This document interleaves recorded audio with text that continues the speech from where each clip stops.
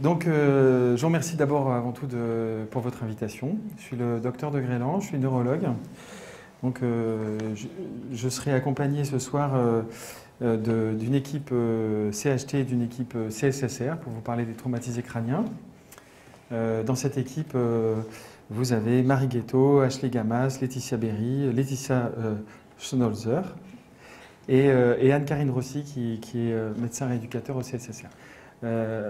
Les quatre jeunes femmes devant, ça va jeunes femmes, sont orthophonistes et neuropsychologues. Donc, je suis neurologue, je suis un enfant du pays. Mon père a travaillé au CHT autrefois et ensuite en clinique. Et je suis revenu il y a peu de temps, il y a 1 an et demi. Et il se trouve que j'avais été chef du service de neurologie pendant 1 an, et puis ensuite à Percy, dans un centre de trauma center, et qu'à l'époque, je m'étais beaucoup intéressé au traumatisme crânien. Les traumatisés crâniens, ce n'est pas une pathologie que les neurologues prennent souvent en charge, puisqu'ils préfèrent laisser les orthopédistes, merci, ou lâchement les orthopédistes, ou lâchement les neurochirurgiens s'en occuper. Il se trouve qu'il y a une littérature très importante et une vraie pathologie à décrire. Et donc, je m'y suis intéressé à l'époque et j'ai travaillé avec l'ARS Île-de-France sur une filière, la filière des traumatisés crâniens légers, qui s'appelle la filière oubliée, pendant presque 2 ans. Et en arrivant ici, j'ai compris qu'il y avait un vrai besoin de travailler sur la filière des traumatisés crâniens. Alors, quand vous pensez traumatisés crâniens, vous pensez quoi? Quelles sont les images qui vous viennent en tête? Probablement celles qui sont derrière moi. C'est-à-dire le traumatisé crânien grave, l'accident de la voie publique, en Calédonie, la bastonnade en sortant de boîte, les rixes, et puis aussi les violences familiales. Donc, les traumatisés crâniens, ce n'est pas seulement ça. Et j'aimerais, avec l'équipe TCNC, il y aura 3 présentations donc, essayer de vous faire changer d'avis, changer d'image sur les traumatisés crâniens, en vous faisant comprendre que le traumatisme crânien, même léger, parfois, a des conséquences neurologiques. Donc pour ça, j'aimerais avant tout vous laisser la parole à un malade. Il s'agit de Cédric, on vous en reparlera tout à l'heure. Et Cédric, il parle 2 minutes seulement. Bonjour, vous avez eu un traumatisme crânien il y a combien de temps? 18 ans. Vous l'entendez? 18 ans. Oui. C'est ça. Et c'était suite à une bagarre, c'est ça? Vous aviez 16 ans. Et qu'est-ce que vous ressentez depuis? Vous avez fait de la réanimation au début, après vous êtes sorti. Il y a eu un petit peu de rééducation au départ? J'ai fait de la rééducation. Ouais, combien de temps? 2 mois. 2 mois. Et après, vous avez été suivi ou pas? Oui, pendant combien de temps? J'ai fait de la rééducation chez Raoul du Manteau. Ouais. Et En kiné? qui D'accord. Et qu'est-ce que vous avez eu comme problème pour vous concentrer, tout ça, vous me disiez? Dans le travail, c'est difficile? dans le travail, ça va, mais quand j'ai compris que j'ai envie de faire, des fois, il y a des trucs que j'ai envie de faire, je vois comment.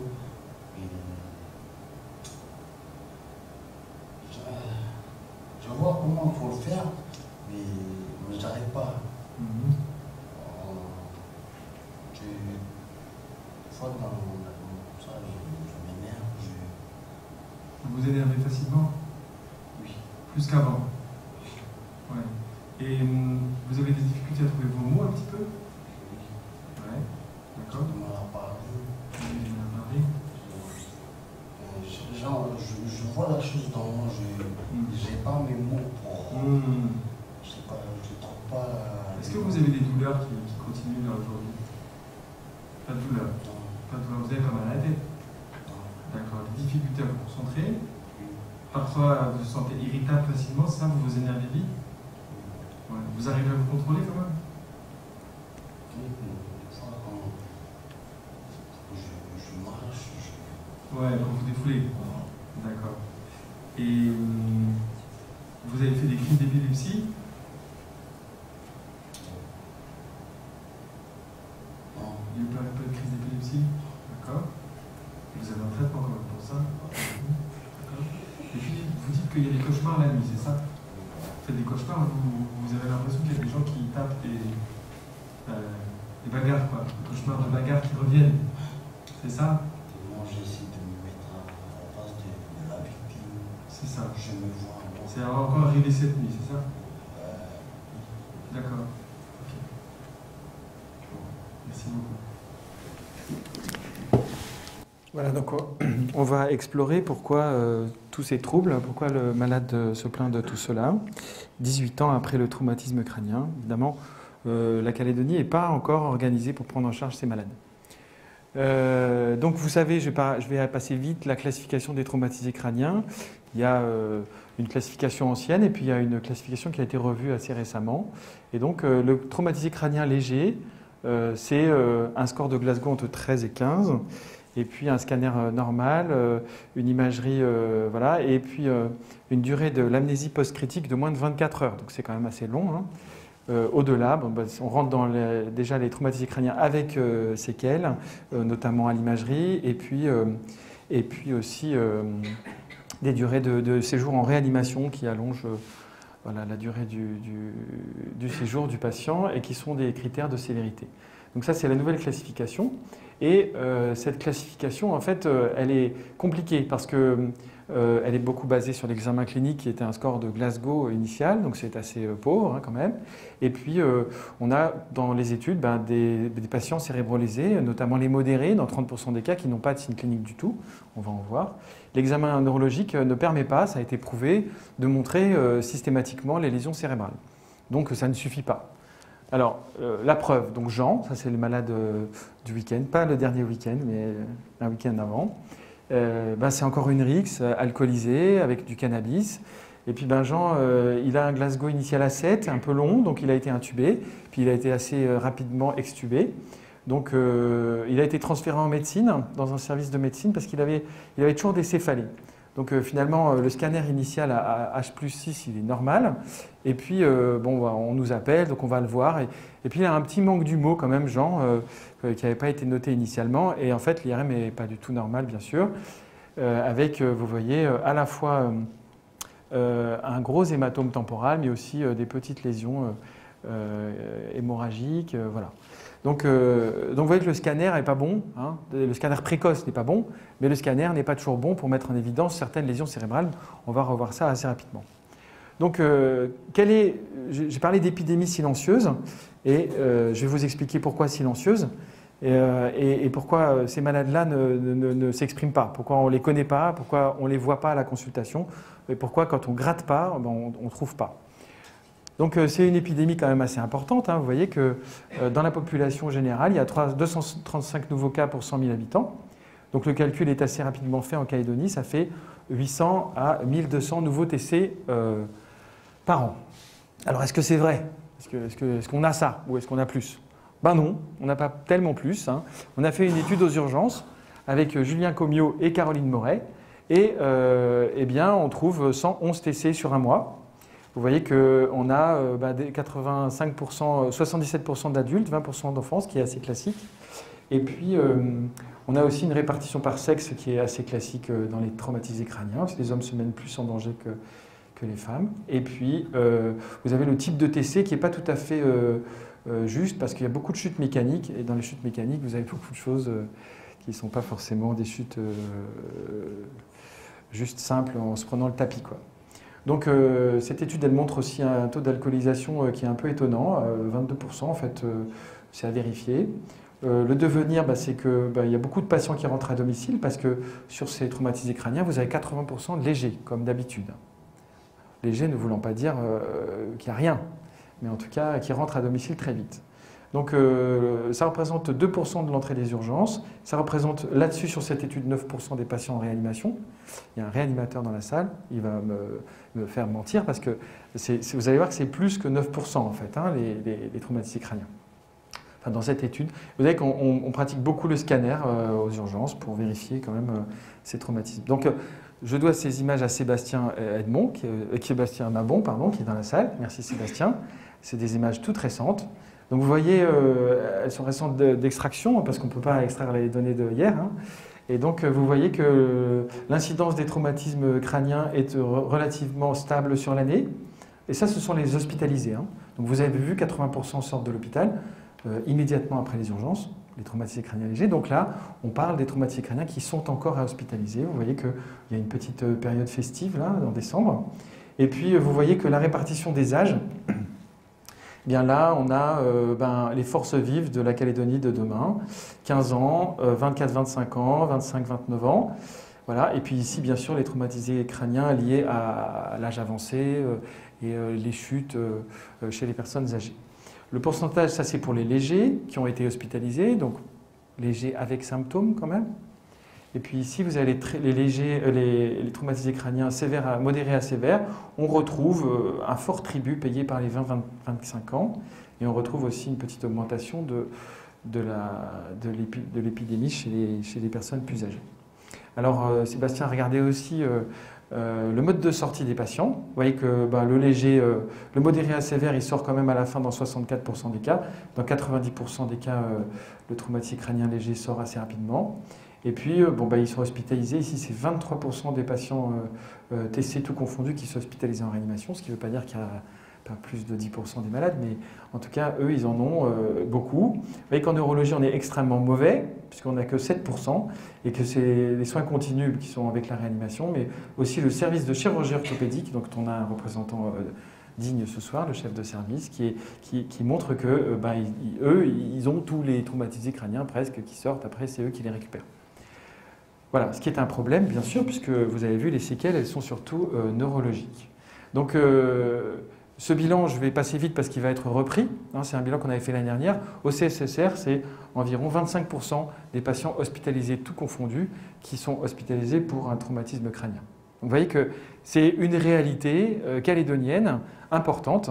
Et les études qui ont été faites, notamment sur les accidents de la voie publique, hein, qui sont plus fréquents en Calédonie qu'ailleurs, eh bien, elles montrent 68% de séquelles neurologiques dans les séquelles majeures. Et dans les séquelles mineures, on est à 80, voire 85% de séquelles neurologiques avec des douleurs qui sont aussi très importantes. Voilà. Ça, c'est une grande étude qui avait été réalisée sur la sécurité routière. Les études en Nouvelle-Calédonie sur les TC, c'est à peu près la même chose, mais voilà, c'est toujours compliqué. Vous voyez, là, c'est 52% de la voie publique. Et puis, il y a aussi les violences familiales. Elles sont très importantes en Nouvelle-Calédonie par rapport à la métropole. Et vous allez voir que le traumatisme crânien peut engendrer le traumatisme crânien. C'est-à-dire qu'un patient traumatisé crânien est irritable, il peut être violent, il se contrôle mal, il est intolérant à la frustration. Et ce trouble du comportement peut engendrer des violences au sein de la famille et donc générer un nouveau traumatisme et ainsi de suite. Il y a peut-être une explication là à ce qu'on vit très souvent en Nouvelle-Calédonie. Alors pourquoi silencieuse cette épidémie? Pourquoi est-ce qu'on n'en parle pas? Pourquoi est-ce que finalement ce n'est pas sur le devant de la scène? Eh bien parce que tout est là dans le type de lésion. Donc vous avez déjà vu ces images, les images de coup et de contre-coup. Donc les contusions, elles sont souvent antéro-postérieures et donc il se passe un cisaillement des lésions axonales qui sont réparties de manière verticale. Je vais y revenir. C'est souvent ces lésions axonales diffuses qui créent les lésions au long cours. Alors, en image, ça donne quoi? Ça donne un coup et un contre-coup. Finalement, la boîte crânienne est dure, le cerveau est mou. Avec la cinétique de l'accélération, le cerveau vient impacter en avant, puis retourne en arrière, et il y a une double hémorragie. Donc, quels sont les troubles que cela peut générer dans les traumatismes crâniens graves à 4 ans? Eh bien, vous voyez qu'on a de l'épilepsie, 17%, des troubles aphasiques, troubles de la déglutition, donc ça c'est vraiment les lourds, hein. Les troubles vésico-sphinctériens, souvent des atteintes médulaires associées, et puis des déficits moteurs, des troubles de l'équilibre.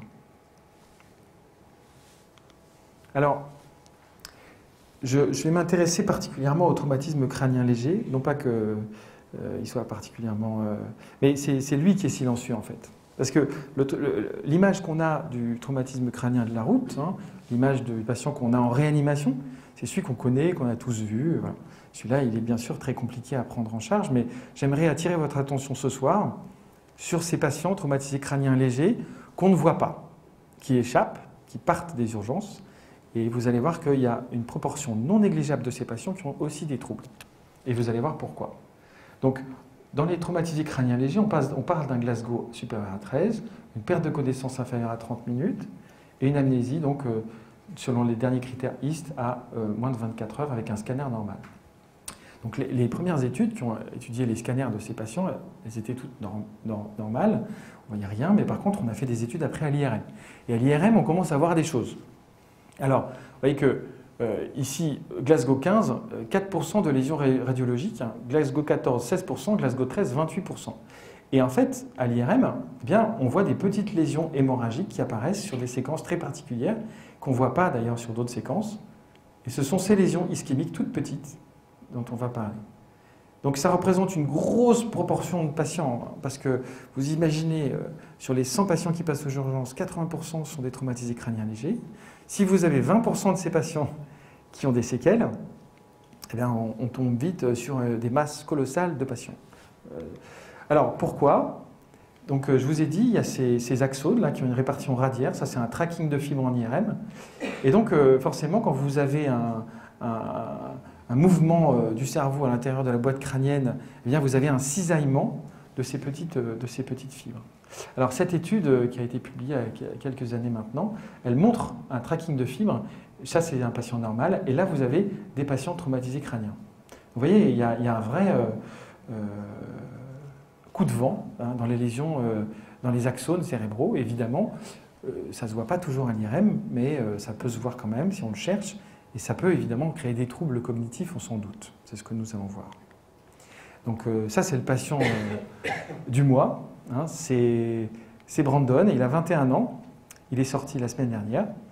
Non, je l'ai vu en consultation pendant la semaine dernière. Donc il était piéton, le pauvre. Hein. Il était sous, mais il était piéton.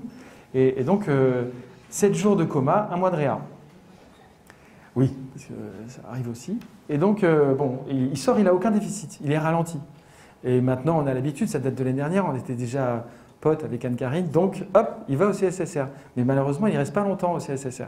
Parce qu'il veut rentrer absolument à Koumak, que Nouméa, il ne supporte pas Nouméa, et donc il veut rentrer à Koumak. Qu'au bout de 15 jours, il sort, malheureusement. Bon, ça, c'est son scanner à 1 mois, et c'est vraiment pas mal. Hein. Les REA, ils ont fait du super boulot, le scanner, il est quand même vraiment bien. Voilà. Sauf qu'entre-temps, j'ai demandé une IRM cérébrale quand même, parce que je lui ai dit, c'est pas possible, ce type, il doit avoir des lésions. Hein. Donc voilà son IRM. Ah non, ça, c'est pas son IRM. Coucou, là, voilà. Voilà l'IRM. Donc vous voyez que ce n'est pas tout à fait la même chose quand même. Hein. Les lésions axonales, vous voyez, elles sont profondes et il y a des micro-hémorragies absolument partout. Voilà. Donc il y a des lésions qui ne sont pas des micro-hémorragies, hein. Ça c'est quand même déjà pas mal. Vous voyez, regardez ici dans le lobe frontal. Donc voilà, il y a des hémorragies. Donc bon, on ne s'étonne pas que ce jeune homme, il n'ait toujours pas repris le travail à 1 an et qu'il soit en tribu. Un gros boulet pour sa famille, parce que c'est compliqué à gérer, et puis surtout, ils ne savent pas pourquoi il est comme ça. Hein. Donc bon, on a pris le temps d'en discuter. Voilà, ça c'est une IRM en T2 étoile, donc c'est la séquence, c'est une séquence très particulière en IRM, et il faut la demander, parce que sinon, maintenant ils la font systématiquement, mais vous allez voir qu'on a une séquence qui est encore mieux, quand on cherche, on trouve, donc c'est la séquence SWAN, ou la séquence SWI en Nouvelle-Calédonie, parce que la SWAN n'est pas utilisée, mais c'est le même type de séquence. Vous voyez, ça c'est T2, étoile, et ça c'est séquence SWAN. Vous voyez que finalement, ces patients-là, bon là c'était quand même un traumatisé crânien grave, hein, mais ces patients-là, plus on cherche, plus on trouve des lésions cérébrales absolument édifiantes. Donc là, c'est des études qui ont montré qu'il y avait plus 67% de lésions. Donc qu'est-ce que deviennent ces patients? Donc comme ce jeune homme que j'ai vu la semaine dernière en consultation, à 2 semaines, il y a beaucoup de patients, donc ça c'est des données qui sont assez récentes, hein, publiées dans le Lancet Neurologie, les neurologues commencent à s'intéresser à ces patients. Voilà, ils commencent à s'intéresser à ces patients. Donc vous avez ici des syndromes post-traumatiques dans 84% des cas, anxiété, dépression, vous voyez que finalement il y a pas mal de patients, mais à 6 mois, regardez, il y a 72% des patients qui ont encore un symptôme, il y a un stress post-traumatique qui est quand même très présent, la guérison est complète quand même plus d'une fois sur 2. Et là, je parle de traumatisme crânien léger. C'est des patients dont je vous parle qui sortent des urgences, avec scanner normal. Donc, là, on retrouve Cédric. Et Cédric, qu'est-ce qu'il nous disait tout à l'heure? Ben, la mémoire, l'irritabilité, l'anxiété, un certain ralentissement que vous avez pu constater quand même, hein, une fatigabilité. Il a du mal à faire les doubles tâches, hein, c'est pas juste un homme, hein, il a juste du mal à faire les doubles tâches parce qu'il est cérébralisé. Une certaine agressivité, hein, qui a fait qu'il se retrouve dans une situation délictuelle, hein, il va bientôt passer au tribunal, si ce n'est pas déjà fait, c'est fait. Et une perte d'initiative. Et surtout, le problème de tout ça, c'est l'anosognosie dans un tiers des cas. C'est-à-dire, le patient n'est pas conscient de son trouble. C'est la famille, en fait, hein, qui nous alerte. Vous voyez, la famille, elle surcote, enfin, elle cote normalement d'ailleurs, tous les troubles. Le patient, il les sous-cote. Voilà. Donc là, vous reconnaissez Cédric dans ses propos tout à l'heure. Ces études, y compris les plus récentes, hein, 2018, elles redisent exactement la même chose. Je vais passer un peu vite. Mais surtout, ce que j'ai mis sur cette diapo, c'est que tout à l'heure, on a vu l'IRM, on a vu le scanner, on a vu l'IRM. Mais maintenant, on a d'autres techniques hein, qu'on ne pratique pas en Calédonie, mais par exemple de perfusion cérébrale. Et vous voyez que sur un cerveau traumatisé crânien léger, il peut y avoir des hypoperfusions dans certaines zones, hein, qui correspondent aux zones qu'on voit parfois. Mais voilà. Donc les troubles cognitifs, mes collègues vont y revenir, juste simplement pour classer les idées. Simplement, vous avez les troubles cognitifs purs, qui sont les troubles de mémoire, les troubles du langage, les troubles attentionnels, la lenteur hein, dans la réalisation d'une tâche, le syndrome frontal, hein, qui est source d'agressivité, le comportement qui est c'est souvent dans des comportements particuliers que le traumatisme crânien se voit. C'est dans un comportement orienté vers un but. C'est-à-dire que le comportement standard comme ça, on ne voit pas qu'il est malade, mais si vous lui demandez de réaliser une tâche, par exemple dans le cabinet de l'orthophoniste, alors là, c'est la panique. Ça peut être aussi aller faire les courses, bien sûr, et c'est surtout dans les activités non routinières que ça va se mettre en évidence. Voilà. Les troubles comportementaux, ils sont majeurs chez ces patients. Ils peuvent aller de la perte de contrôle, la désinhibition, mais aussi la perte d'initiative, et surtout un grand apragmatisme qui coexiste avec l'absence de conscience du trouble, donc c'est un petit peu gênant. En imagerie, ça donne quoi? Donc les dernières études qui ont été faites utilisent une nouvelle technique d'imagerie qui s'appelle l'IRM fonctionnel de repos. Donc le principe, très rapidement, de cette IRM fonctionnelle, c'est le bruit de fond. Vous savez, on dit qu'on ne peut pas s'arrêter de penser, surtout les femmes, pardon. Et donc nous, il y a des IRM qui ont été faites, on regarde sans aucune tâche comment le cerveau fonctionne. Et là, on va s'attacher aux zones du cerveau qui sont le plus fonctionnelles, c'est-à-dire celles qui sont le plus reliées entre elles. Donc on appelle ça des nœuds. Et on regarde, on a défini, ces études ont défini un certain nombre de nœuds, et on a regardé leur activité. On a regardé comment ces nœuds étaient liés les uns aux autres. Donc finalement, à partir d'une IRM de repos où on dit aux patients de ne rien faire, bien sûr, ils pensent toujours, on ne peut pas l'empêcher, mais on a comparé ça avec des tas d'IRM, et on a défini chez certains patients traumatisés crâniens là où le fonctionnement cérébral était le moins normal par rapport aux autres, par rapport à une norme. Regardez ici le pôle orbitofrontal, hein, qui définit une grande part de notre comportement et de nos décisions, de notre planification de notre vie, de la manière qu'on va agir pour arriver à un but, justement. Eh bien, c'est là qu'on trouve le plus grand gap avec les sujets contrôle. Et malheureusement, le pôle orbitofrontal, il est très souvent touché. Ça, c'est un malade du week-end. Hein. Eh bien, regardez, là, on est pile poil dans le pôle orbitofrontal de ce jeune homme de 21 ans. Il y a beaucoup d'autres plaintes, les céphalées, les troubles de l'humeur, et j'insiste sur le syndrome de stress post-traumatique, puisque vous avez vu 45% des patients pouvaient en souffrir. Ici en Calédonie, parfois, parce qu'un coup de batte de baseball, c'est pas comme avoir glissé dans sa douche. Donc il y a des syndromes de stress post-traumatique qui doivent être pris en charge à part entière, et les cliniques parfois sont un peu voisines. Donc les conséquences professionnelles sont majeures, mais ça, je pense que vous allez y revenir. Avec des arrêts de travail, y compris dans les TC légers, parce que 83% reprennent le travail, mais ça veut dire qu'il y en a un certain nombre qui ne reprennent pas le travail. Pourquoi? En Calédonie, on peut estimer à 200, 250 patients par an le nombre d'arrêts maladie qui seraient liés à cela, tous les ans, supplémentaires. Dans certaines études qui sont déjà assez anciennes, vous voyez que le retour au travail, il est dépendant du niveau socio-éducatif. Plus la personne a été loin dans ses études, et plus il a un emploi stable, plus il a de chances de récupérer rapidement un emploi. Donc évidemment, vous imaginez, la population mélanésienne est parfois un petit peu désavantagée. Les chiffres qu'on a en Nouvelle-Calédonie sont issus d'une grande étude qui a été faite en 2014 sur les actions de la voie publique. Vous voyez qu'il y a pas mal d'évasan. D'ailleurs, tu as peut-être un mot là-dessus à dire, Sébastien. Je ne sais pas si... Non. Et donc, un certain nombre de patients, voilà, on retrouve les patients hospitalisés pour AVP. Il y a très souvent un traumatisme crânien dans un AVP. C'est compliqué. Il y a souvent des hautes vélocités dans l'accident de la voie publique, ici, parce que les gens roulent vite. Et donc, parfois, même quand on ne le voit pas, il y a un traumatisme crânien. Voilà. Les pertes d'emploi sont importantes, hein, et un survivant sur 3 déclare avoir des difficultés financières. Et c'est parfois simplement parce qu'il n'arrive pas à retrouver du travail, hein, parce qu'il est vraiment en difficulté. Voilà. Les éléments prédictifs, ben, bien sûr, ils sont liés à l'absence de gravité initiale, c'est normal, et le retour au travail est aussi lié au fait qu'il n'y avait pas de nausée, pas de douleur, pas de lésion, voilà. Et un niveau socio-éducatif, voilà, ça revient aussi dans les études. Ça veut dire que la personne va pouvoir s'adapter plus facilement. Donc, dans les dernières études, les grandes études qui ont été faites, on retrouve toujours les mêmes facteurs, hein, le niveau socio-éducatif et puis la gravité initiale du tableau clinique. Mais juste un point sur ces données qui sont assez récentes. Hein. Je ne sais pas si vous avez vu ce film de Ridley Scott, un des derniers films de Ridley Scott avec Wesley Snipes. Non, c'est pas Wesley Snipes. Et ça va me revenir. C'est l'histoire de ce médecin qui a fait la première autopsie sur un footballeur de football américain aux États-Unis en 2011-2012 et il était mort dans le cadre d'une démence. Will Smith, merci Anne-Laure. Merci.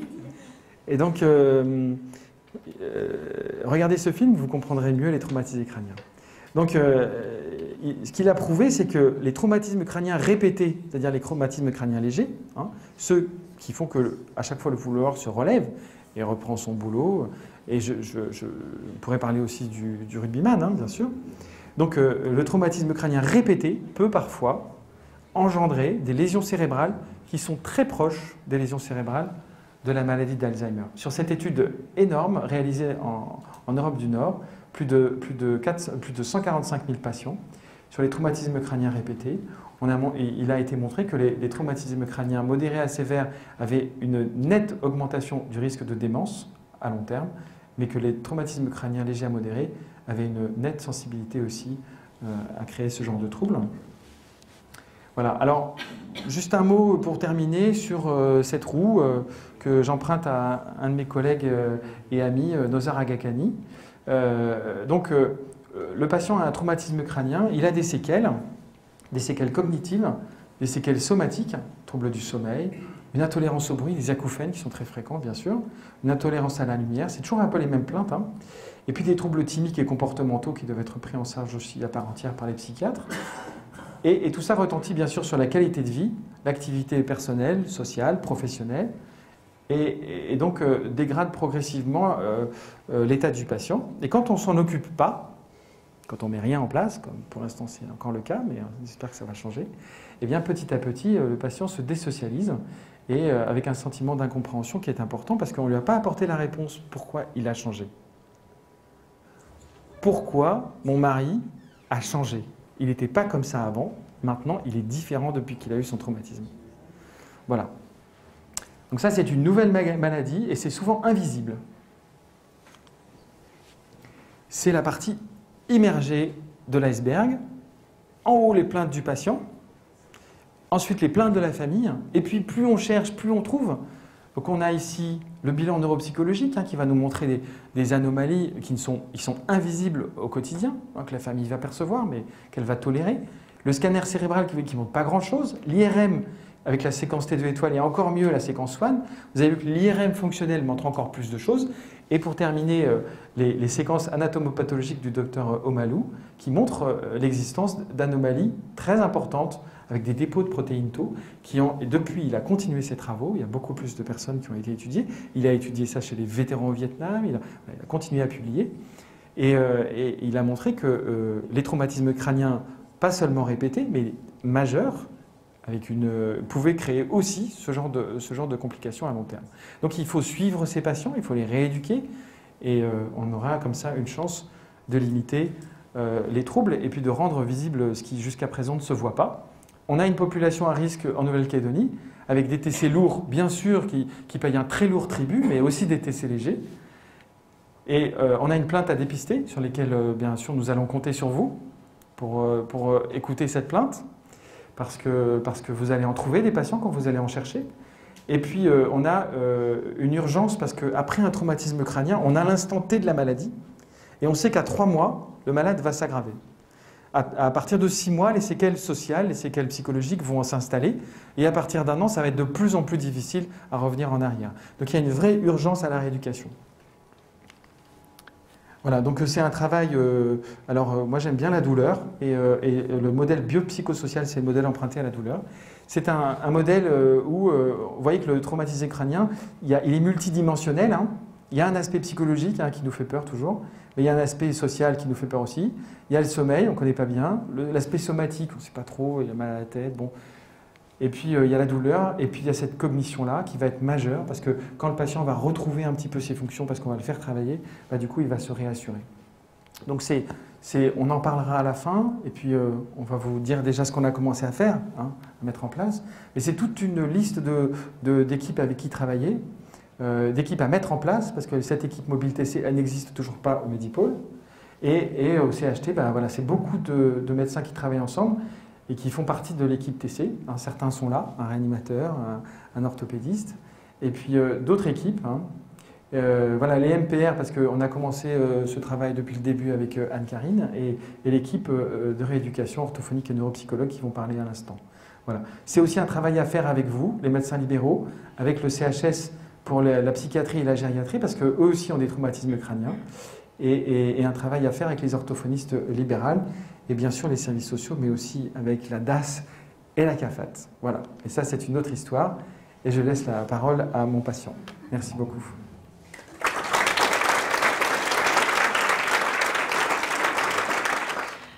Du coup, nous, on va vous parler de la prise en charge cognitive et comportementale du patient traumatisé crânien. Donc, quand on a un patient traumatisé crânien, on a 2 cas de figure. Quand le traumatisé crânien est modéré à sévère, il va être du coup hospitalisé.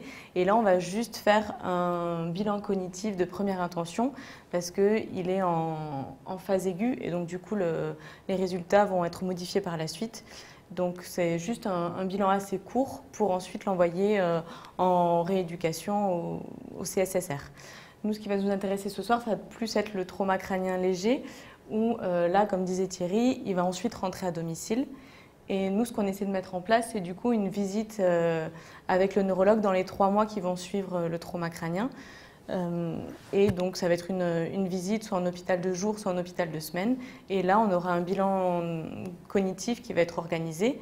Et donc, ce bilan, il sera plus dans la phase aiguë. Donc là, les résultats seront plus, on pourra plus s'appuyer dessus pour la rééducation. Donc, on essaie de mettre en place un protocole assez standardisé qui a été mis en place en métropole. On essaie un peu de l'adapter en Nouvelle-Calédonie pour qu'on ait un peu des données assez similaires que ce qui est fait en métropole. Et ensuite, en fonction des résultats de ce bilan, on oriente la prise en charge soit dans le centre de rééducation, soit en libéral auprès des neuropsychologues ou des orthophonistes qui peuvent faire la rééducation. Donc le bilan cognitif, qu'est-ce que c'est? Donc c'est un bilan assez conséquent. Il faut compter environ 3 heures quand le patient va globalement bien. C'est que voilà, dans ces 3 heures, on a 30 minutes d'entretien clinique. Donc soit avec le patient seul, soit quand on a la chance d'avoir la famille autour. On fait l'entretien à plusieurs. Où là, pendant cet entretien clinique, on va s'intéresser à la situation familiale du patient, à sa situation au travail, comment ça se passe depuis le trauma crânien, tout ce qui a changé chez lui. Et il va pouvoir nous expliquer donc, ses habitudes de vie et ce qui est devenu plus difficile pour lui, par exemple. Et sa famille va aussi pouvoir nous montrer, comme disait Thierry, des fois il repère des choses que le patient n'a pas forcément conscience. Et du coup, c'est bien d'avoir aussi la vie extérieure de la famille. Et ensuite, suite à cet entretien clinique, on a la passation de tests assez standardisés, où là, on va compter 2h30 en moyenne, à savoir que souvent les patients TC, ils sont ralentis, ils sont fatigables, donc il y a besoin de faire des pauses, il y a besoin de prendre plus de temps. Et donc 2h30, c'est vraiment une moyenne, ça peut s'étendre sur plusieurs séances et voilà, ça peut prendre beaucoup plus de temps. Et donc du coup, on va passer des tests bien standardisés et en fonction des résultats du patient, on va comparer tous ces scores obtenus aux différents tests. On va donc comparer ces scores à des normes de personnes du même âge, du même niveau socio-culturel que lui, pour voir où il se situe et voir les déficits, mais aussi toutes les fonctions préservées sur lesquelles on va pouvoir s'appuyer après pour la rééducation. Et donc, en plus de ces tests bien spécifiques, on a, comme je disais tout à l'heure, toute l'observation clinique, ce que le patient va laisser transparaître au niveau comportemental, ce qui va pouvoir nous dire, ce qu'on va pouvoir vraiment observer pendant la passation de test, tout ce que nous raconte la famille. Et aussi, on va beaucoup analyser la plainte du patient pour voir donc s'il n'y a pas d'anosognosie et voir aussi ce qui, lui, vraiment le dérange au quotidien. Parce que des fois, ce qui ressort du bilan, ce n'est pas forcément ce qui, lui, va le déranger au quotidien. Ça va pas forcément... souvent, il y a des liens, mais des fois, il y a des corrélations qui ne sont pas forcément nécessaires dans les bilans. Et donc, c'est pour ça que c'est important aussi d'analyser sa plainte à lui au quotidien. Et donc, du coup, ces tests bien standardisés, qu'est-ce qu'ils vont regarder? Donc, schématiquement, on va regarder 5 sphères. Donc, on va avoir d'abord la sphère mnésique, où là, on va évaluer différents types de fonctions, différents types de mémoire. Donc, on peut avoir la mémoire autobiographique ou la mémoire sémantique, ça va être tout ce qui est les savoirs et les concepts. Donc, on va pouvoir poser des questions assez générales aux patients pour voir les informations, la culture générale de manière schématique. Et on va aussi évaluer la mémoire épisodique. Donc là, c'est la mémoire qui concerne un événement bien précis, donc avec tout un contexte associé. Donc il va se rappeler le contexte avec le lieu, la date, l'état émotionnel qui était lié. Et donc par exemple, pour évaluer ce type de mémoire, on va lui faire apprendre des listes de mots qu'on va lui demander de rappeler après, un peu plus tard, 20-25 minutes après, pour voir justement s'il y a un déficit de mémoire ou pas. Et on va s'intéresser donc toujours à 2 modalités, donc la modalité visuelle et auditivo-verbale, pour voir s'il y a un déficit plus marqué dans une des 2 modalités. On va ensuite regarder aussi la sphère attentionnelle. Donc là, ça peut être différents types d'attention aussi. Donc on va avoir l'attention divisée. Si le patient arrive à faire la double tâche, faire 2 choses en même temps simultanément, ou l'attention soutenue, s'il arrive à rester concentré sur une longue période sur une activité intense pendant une longue période. Là, en métropole, ils utilisent une batterie informatisée que nous, au Medipol, on n'a pas encore. Au CSSR, elle est disponible, mais nous, c'est c'est en projet d'acheminement, merci. Donc du coup, nous, pour l'instant, on utilise des tests assez similaires, mais voilà, pas forcément aussi pointilleux que la batterie informatisée. Mais on va aussi avoir au niveau de l'observation, voir si le patient arrive à rester bien concentré pendant tout le bilan ou si au niveau de la concentration, il va y avoir une fluctuation, s'il va y avoir des fluctuations au niveau de l'attention et aussi s'il y a un ralentissement, s'il y a une fatigabilité, si on est obligé de faire des pauses au cours du bilan parce que justement il n'arrive pas à tenir tout le temps du bilan. On va ensuite s'intéresser à tout ce qui est instrumental, donc ça c'est une boîte à outils au niveau langagier, visio-constructif et praxi, même si au niveau langagier, il y aura les orthophonistes qui referont un bilan plus complet. Et on va ensuite, au niveau des fonctions purement, on va avoir le fonctionnement exécutif, donc comme disait Thierry, avec le syndrome frontal. Donc là, ça va être des activités, donc les fonctions exécutives, ça nous sert à nous habituer à une situation nouvelle. Donc ça va être, on va demander par exemple au patient d'organiser un trajet, de planifier un trajet, en tenant compte de différentes contraintes, des contraintes de temps, des contraintes géographiques ou des contraintes de poids. Et donc tout ça, il va devoir organiser, retenir le maximum d'informations pour arriver vraiment à planifier les choses. On peut lui demander de passer rapidement d'une tâche à une autre, d'une modalité à une autre au sein d'une même épreuve pour voir s'il arrive à être flexible.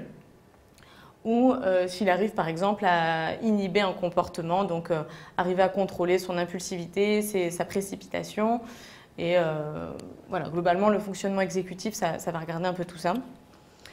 Et donc, il y a une dernière sphère qu'on regarde, mais ça, c'est plus à travers des échelles et à travers de l'observation et de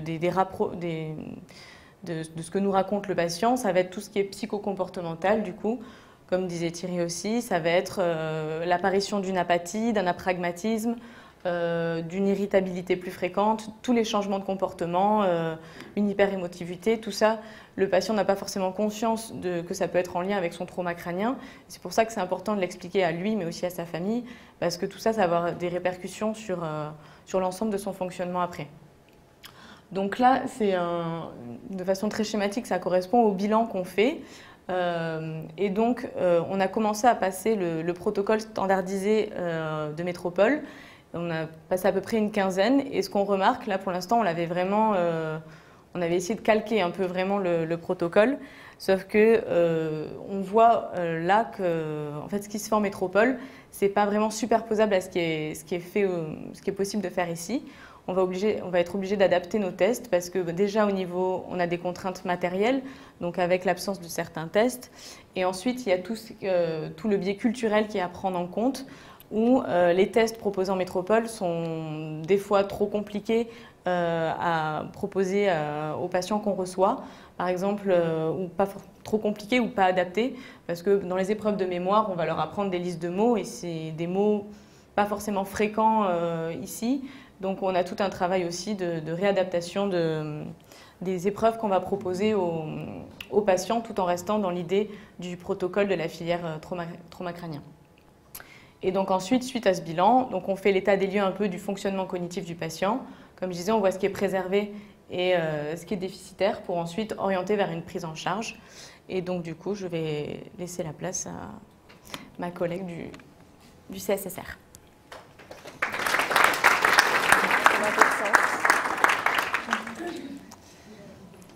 Donc je vais prendre la suite. Je suis Marie Getto, je suis neuropsychologue au CSSR. Actuellement, au CSSR, on est 2 neuropsies à temps plein et une neuropsie à mi-temps. On est assez nombreuses, mais on ne s'ennuie pas, en tout cas. Concernant la prise en charge des patients traumatisés crâniens au CSSR, on va avoir majoritairement des patients qui ont subi des TC graves. Ça va être vraiment une continuité de prise en charge avec le Medipol, mais également avec l'Australie à la suite des Valson, par exemple. Quand ils arrivent, ils sont encore assez proches de l'accident, donc ils vont être dans une phase de confusion, c'est ce qu'on appelle l'amnésie post-traumatique. En général, ils ont des troubles sévères, ce qui va faire qu'on va les prendre en charge. On va d'abord proposer dans un premier temps une stimulation cognitive. Ensuite, quand les troubles seront plus ou moins installés, on va pouvoir proposer justement une phase de remédiation, d'accompagnement, pour les aider à s'adapter aux troubles cognitifs. En ce qui concerne les TC modérés et légers, c'est un peu différent. On ne va pas forcément les recevoir au CSSR puisqu'ils ne vont pas être forcément hospitalisés en hospitalisation complète, seulement en cas de polytraumatisme, où du coup, là, les séquelles physiques seront prédominantes. Et dans ce cas-là, on peut les voir en bilan. Ils pourront être adressés par le service de neurologie ou le service locomoteur. Le patient ne se rend pas toujours compte des difficultés à ce moment-là parce qu'ils sont dans un milieu protégé, ce qui fait qu'ils ont besoin souvent d'un retour à domicile pour être un peu aussi confrontés à leur dysfonctionnement. Ils ont besoin de revoir leurs activités antérieures pour comprendre que ça ne marche plus comme avant. Dans le cas de TC modérés ou légers aussi sans troubles moteurs, du coup, c'est des gens qui vont retourner assez rapidement à domicile sans nécessairement de prise en charge extérieure. Dans ce cas-là, ils font aussi ce temps en fait, de confrontation, voir que ça ne marche plus comme avant et du coup, c'est là où ils vont décider de consulter, d'essayer de voir pourquoi il y a un problème et de consultation en consultation, ils vont pouvoir être peut-être, certains en tout cas d'entre eux, adressés en hôpital de jour. Dans ce cas-là, les principales plaintes, ça va être des plaintes d'ordre cognitif avec des plaintes de concentration, des plaintes avec l'apparition d'une fatigue qui est devenue excessive, des troubles de la mémoire et aussi une difficulté d'organisation dans le quotidien. Il y a aussi, comme on disait, donc des plaintes affectives avec un changement de caractère, avec une irritabilité nouvelle, ou au contraire, en effet, un manque de motivation, une apathie et des difficultés à gérer les émotions. Il y a en effet des troubles de l'humeur, avec souvent un syndrome anxio-dépressif associé, et évidemment donc, des ruminations de l'événement, donc un stress post-traumatique qui va aussi majorer le syndrome anxio-dépressif. Concrètement, les plaintes, ça va être au niveau mnésique vraiment des oublis récurrents, avec des oublis d'événements qui sont passés la veille, des oublis de contenu de conversation, l'impression de toujours répéter la même chose, des oublis de rendez-vous aussi, avec qui, quand, comment, pourquoi. Il va également exister des plaintes sur le fonctionnement donc, exécutif, donc là ce sera plus des difficultés d'organisation dans le quotidien. C'est des patients qui n'arrivent plus à gérer leur temps comme avant. Ils vont plus trouver le temps, en effet, de faire leurs courses, de remplir leurs papiers, de gérer les comptes. Ils vont être débordés, alors que c'est des tâches qu'ils faisaient régulièrement avant. L'entourage aussi va pouvoir en fait, alimenter cette plainte, surtout au niveau du comportement. C'est en effet, ils vont décrire des personnes qui n'ont plus la même personnalité, comme s'ils ne reconnaissaient plus la personne. Avec une personne qui va agir de manière plus impulsive, sans réfléchir, sans filtre, qui va dire tout ce qui lui passe par la tête, qui va avoir du mal à supporter les temps d'attente et qui va s'impatienter rapidement. Au niveau attentionnel, les plaintes, ce sera vraiment donc, des nouvelles difficultés de concentration, avec des difficultés à suivre des conversations quand il y a beaucoup de monde qui parle en même temps, s'il y a du bruit à côté, des difficultés en effet de double tâche, comme disait Thierry. Et surtout, ces épisodes de concentration, ça va en fait générer une nouvelle fatigue, une fatigue cognitive. Donc, pour ces patients qui se présentent au CSSR avec ces plaintes, ce que nous, on va proposer, c'est en effet, donc, on va refaire un bilan neuropsychologique complet. Comme disait Ashley, c'est un bilan qui prend du temps, ça prend 3 heures. Je vous ai mis quelques illustrations sur le côté pour le type de matériel qu'on peut proposer. Ce bilan, il aura pour but déjà d'objectiver la plainte du patient et de mesurer les difficultés, de mettre des mots sur l'handicap invisible et de faire le lien donc, avec la famille et l'entourage. Nous, à partir de ce bilan, on va pouvoir vraiment mettre en place un projet de rééducation adapté à la personne en fonction des déficits et de ce qui est préservé. Le bilan neuropsychologique, il va participer aussi avec le bilan des autres collègues aussi du CSSR, que ce soit le bilan des ergothérapeutes ou le bilan des orthophonistes. Il va participer aussi à la reconnaissance de l'handicap via justement un dossier CRHD par exemple. Il va permettre aussi de mettre en place des aides à domicile, des préconisations pour aider le patient. Et on va évaluer aussi les capacités de reprise de la conduite. Le bilan va aussi servir aussi à faire le projet de réinsertion professionnelle ou simplement aussi d'améliorer les conditions de travail des patients traumatisés crâniens. Donc concrètement, une prise en charge en neuropsy, ça va être pour des patients qui vont présenter majoritairement des troubles mnésiques, par exemple de travailler avec le patient sur des prothèses mnésiques, de mettre des outils de compensation finalement pour pallier aux troubles. Ça va être de travailler la mise en place d'agendas, d'alarmes, de planning, de notes, tout ça en collaboration avec le patient pour trouver quelque chose qui lui correspond vraiment et qui puisse marcher dans son quotidien. On va devoir faire aussi le lien avec la famille en expliquant en effet que les troubles, que le fait qu'il ne mémorise pas, c'est pas qu'il le fasse exprès, c'est qu'il ne veut pas, c'est qu'il ne peut pas. Et de montrer que la famille aussi peut aider le patient dans son quotidien, en mettant en place des stratégies. Il peut en effet donc, noter toujours les informations en fait, importantes au même endroit, répéter toujours les infos, et aussi peut-être superviser pour des activités de la vie quotidienne, comme les médicaments, ou même encore superviser pour des rendez-vous médicaux pour être sûr que quelqu'un puisse retenir les informations importantes lors de ces rendez-vous.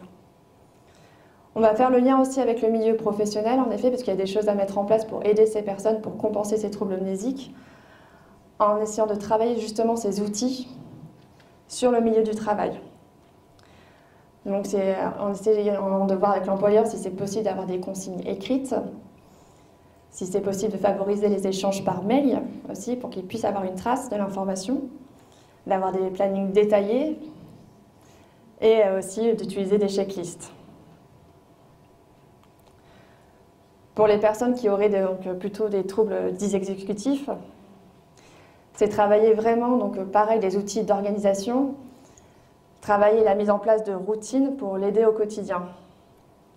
On va faire aussi énormément un travail de prise de conscience, que ce soit des difficultés de raisonnement, mais également des difficultés de comportement. Dans ce cas-là, on va travailler avec le patient énormément des stratégies de résolution de problèmes ou de gestion de la colère. Et toujours faire le lien avec la famille, d'expliquer que ces troubles, c'est vraiment des troubles séquelaires au traumatisme crânien. On va faire également toujours le lien aussi avec le monde du travail, en essayant d'insister sur le fait que s'il doit reprendre le travail, peut-être de trouver des tâches routinières en limitant les imprévus pour pas qu'il soit débordé, en utilisant les mêmes outils justement d'organisation qu'il a l'habitude, des plannings, des listes. Il faut également expliquer ces troubles du comportement pour essayer de solliciter la bienveillance des collègues et une certaine compréhension, ce qui n'est pas toujours évident. La prise en charge au CSSR en hôpital de jour est une prise en charge intensive, pluridisciplinaire. Ce n'est pas parce que la prise en charge en HDJ, en tout cas, est finie que la rééducation est finie. Il y a encore des choses à faire. Il faut accompagner le patient jusqu'au bout. Il faut le suivre pour suivre son évolution, pour pouvoir consolider les stratégies travaillées, pour l'accompagner. Actuellement, la prise en charge cognitive, le relais cognitif est réalisé essentiellement avec les orthophonistes en libéral et les neuropsychologues. C'est plutôt les orthophonistes parce que pour l'instant, il n'y a que 2 neuropsys en libéral et c'est vrai qu'elles ne sont pas remboursées par la CAFAT, ce qui limite les prises en charge. Donc nous passons beaucoup par nos collègues orthophonistes, donc à qui je vais laisser la parole.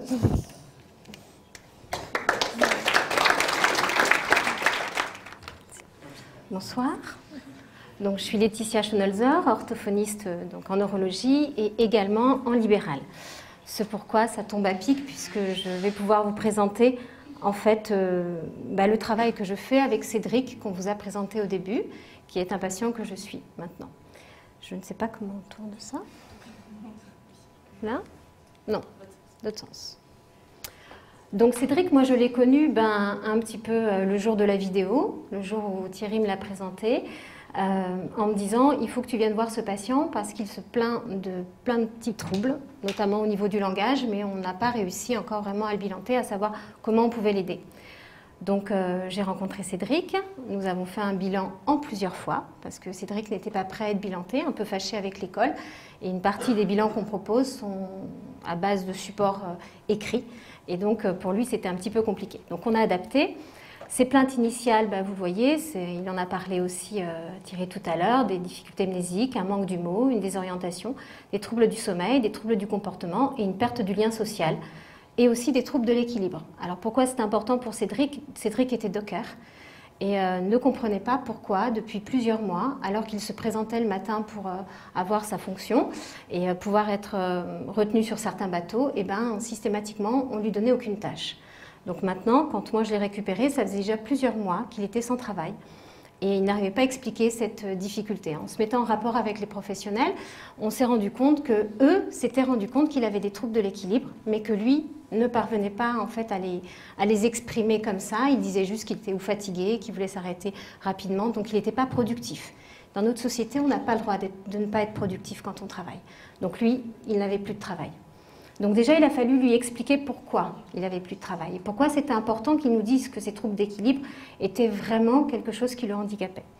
On a donc fait le bilan donc qui a été d'abord incomplet, puis j'ai refait ce bilan après 3 mois. Et donc dans ce bilan encore, il y avait des difficultés de saturation, des difficultés de fatigabilité, donc il avait du mal à aller au bout des tâches, et puis il y avait aussi ce problème de matériel que je ne pouvais pas avoir ni au Medipôle, puisque ça n'existait pas, et puis que je ne peux pas avoir non plus en libéral, parce que les orthophonistes ne peuvent pas disposer de tout le matériel des neuropsychologues.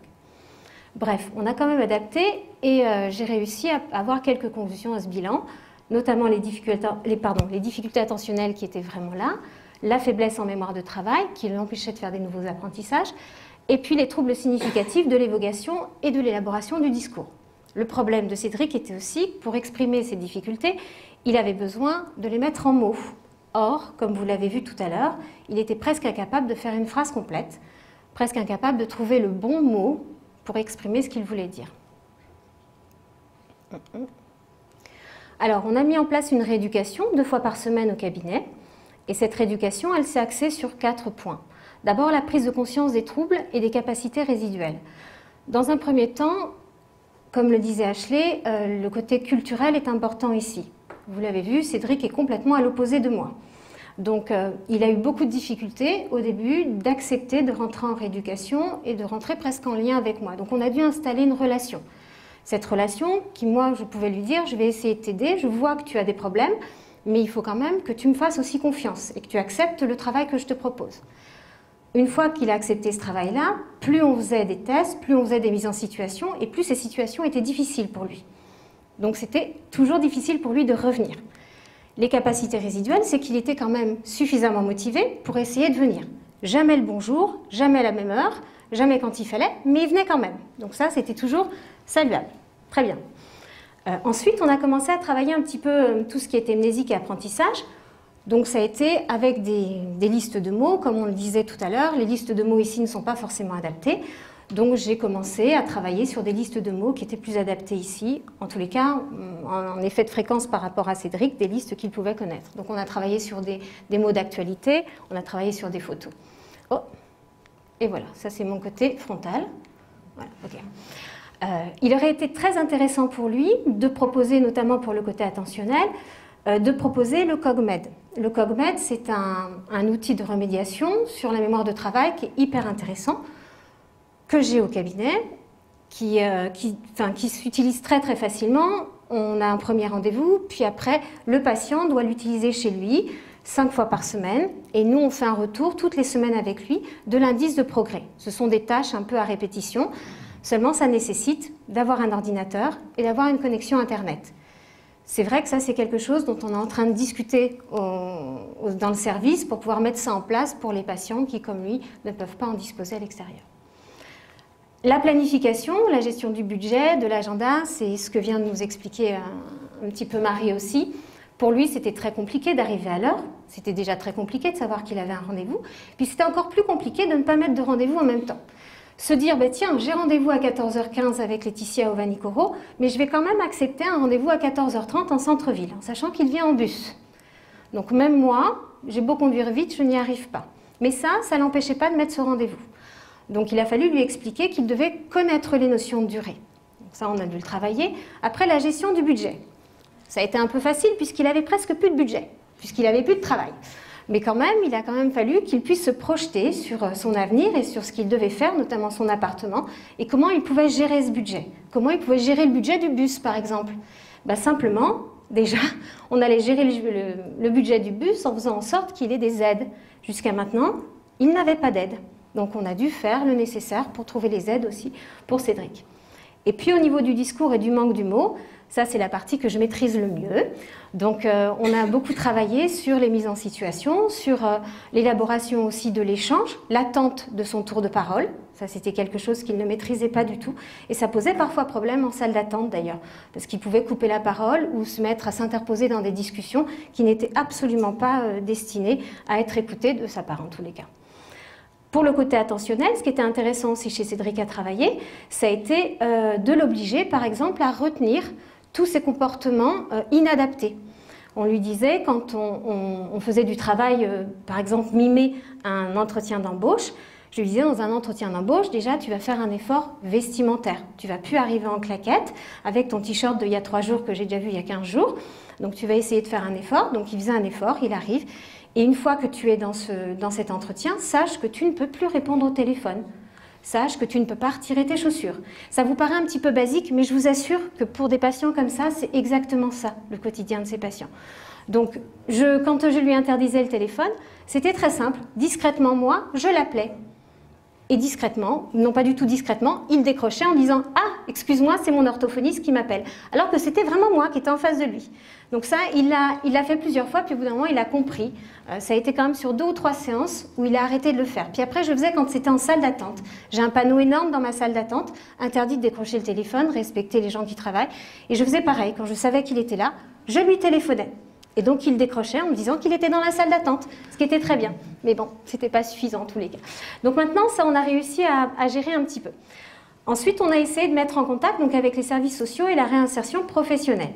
Quand il a commencé à comprendre que son travail de docker, il ne pouvait plus le faire, à ce moment-là, il a fallu que je lui fasse penser un petit peu, doucement, très intelligemment, parce que ça reste quand même un homme de 35 ans, qui ne veut pas se laisser faire comme ça. Et donc, il a dit, OK, je vais essayer de réfléchir à d'autres objectifs. Quelles sont les autres choses que je pourrais faire? Donc, on a essayé de trouver ce qui pouvait bien lui plaire. Mise en contact avec les services sociaux, c'était toutes les commissions de CRHD, des choses comme ça, pour qu'il puisse avoir notamment le bus gratuit. Si je suis trop longue, il faut me pousser. Parce que... Après, il y a eu donc 3 mois où on a travaillé ensemble comme ça, puis on a fait 3 mois d'arrêt. Pendant ces 3 mois d'arrêt, bien sûr, je lui demandais régulièrement ou de passer ou de m'appeler. Ce qu'il a fait, en fait. Une fois, je ne l'ai pas vu pendant 1 mois et demi. Ça m'a un petit peu inquiétée. Et puis un jour, il est revenu. Il est revenu la semaine d'après quand même parce qu'il ne savait pas s'il m'avait vraiment tout dit la fois d'avant. Mais en tous les cas, il est revenu. Et puis, j'ai décidé un autre bilan. Donc, au bout de 6 mois, je l'ai revu en bilan. Et on a refait un retour sur l'évolution. Ça avait un petit peu progressé. Ce n'était pas encore tout à fait ça. On a refait une série de stimulations. Et aujourd'hui, donc je le reprends encore en charge. Actuellement, qu'est-ce que j'ai pu observer dans les bilans après les stimulations multiples qu'on a pu faire, toute la guidance que j'ai pu mettre en place avec lui, hélas pas avec sa famille parce que je n'ai pas eu de contact avec la famille pratiquement. J'en ai eu plus avec les employeurs et les gens qui l'encadrent, même son banquier. On devient très très proche. J'ai pu constater qu'au niveau du langage, il y avait une meilleure disponibilité lexicale. Ne serait-ce que d'avoir un rendez-vous chez son banquier, c'était quelque chose d'horrible avant, parce qu'il n'arrivait pas à dire qu'il voulait ouvrir un compte, il n'arrivait pas à expliquer pourquoi il n'y avait plus rien sur son compte. Tout de suite, il était un petit peu comme tout à l'heure, à se tripoter un petit peu partout et à dire, mince, je ne trouve pas les mots, ou à répéter, parce que vous n'avez peut-être pas fait attention, mais il répétait systématiquement ce que l'autre lui disait en face. Là, maintenant, c'est beaucoup mieux. Il arrive à avoir une conversation à peu près correcte. Au niveau de l'organisation, grâce aux agendas, grâce aux alarmes, grâce à une sorte de ritualisation, il arrive à projeter un petit peu sa vie quotidienne. Et l'acceptation des contraintes, ça a été ça, le fameux téléphone qu'on ne décroche pas.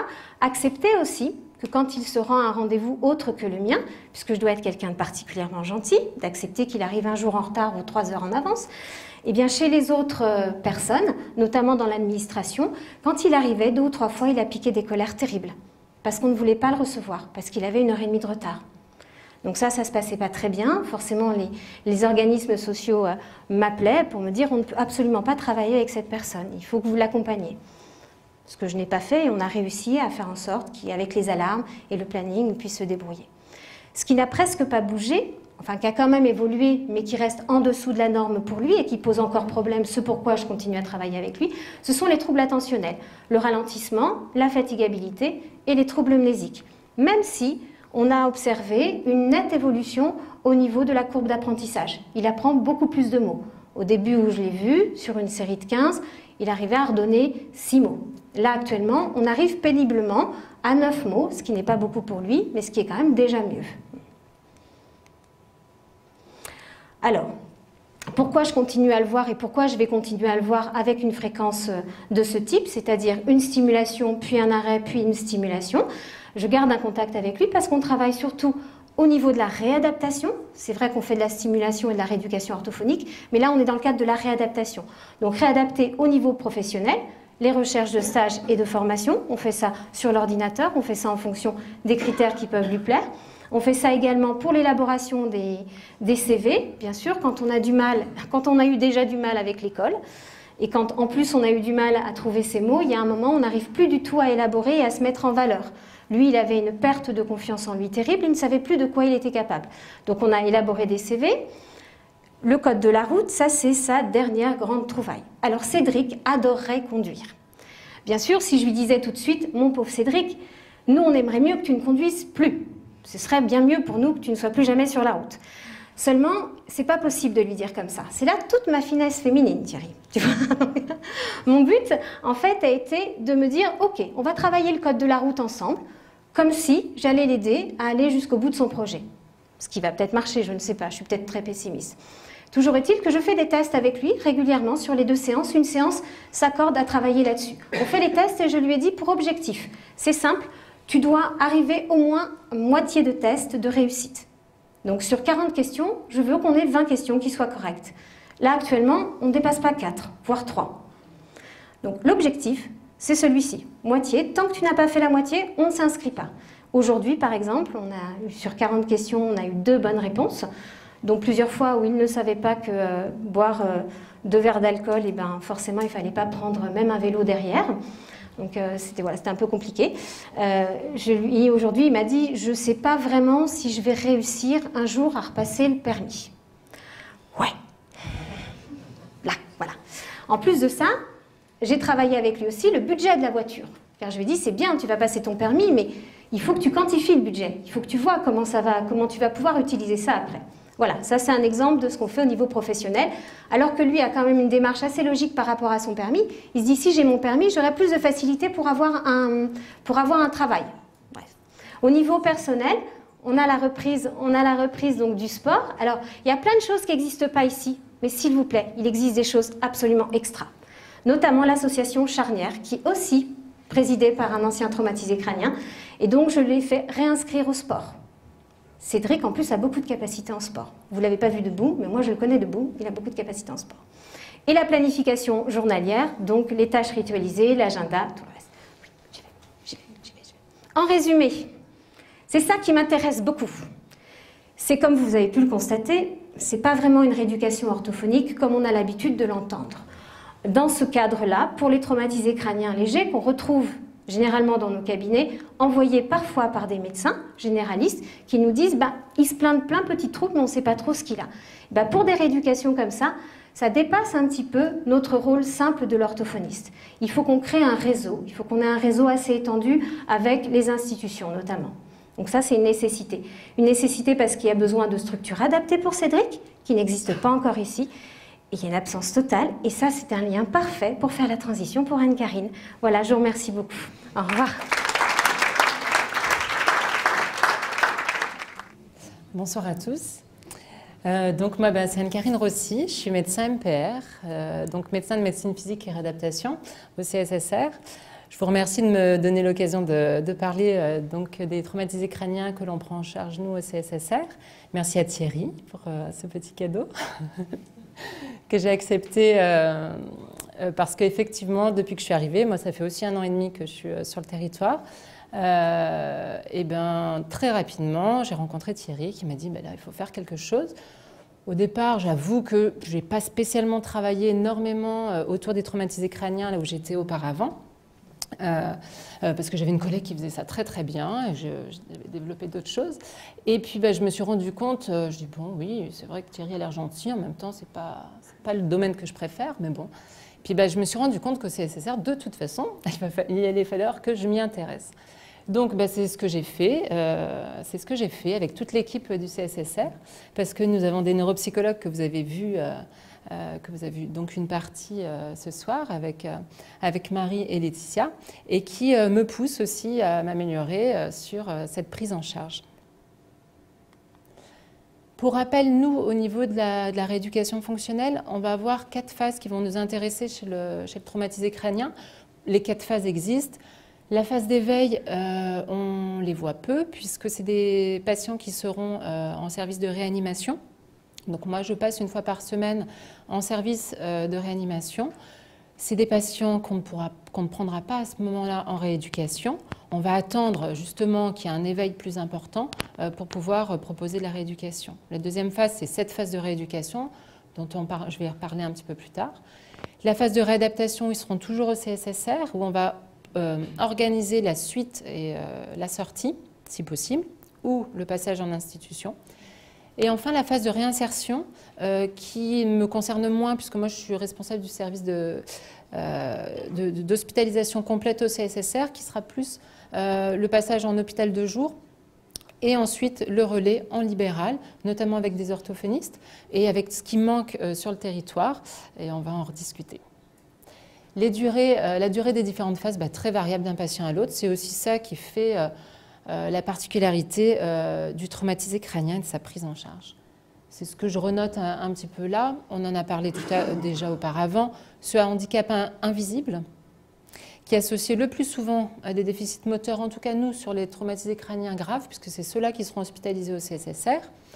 Les déficits moteurs, eux, sont visibles, donc tout le monde les voit, que ce soit le patient, la famille, les soignants. On va voir un patient tétraplégique, on va le voir qui est tétraplégique. Par contre, le fait qu'il ait eu un traumatisme crânien associé, forcément, ça passera au second plan.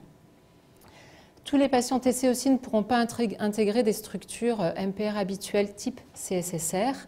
On a besoin d'un éveil suffisant et c'est pour ça que encore aujourd'hui en Nouvelle-Calédonie, il y a des moments où je vais dire non, on ne va pas pouvoir, on ne pourra pas apporter ce dont le patient a besoin, ce dont la famille aussi a besoin.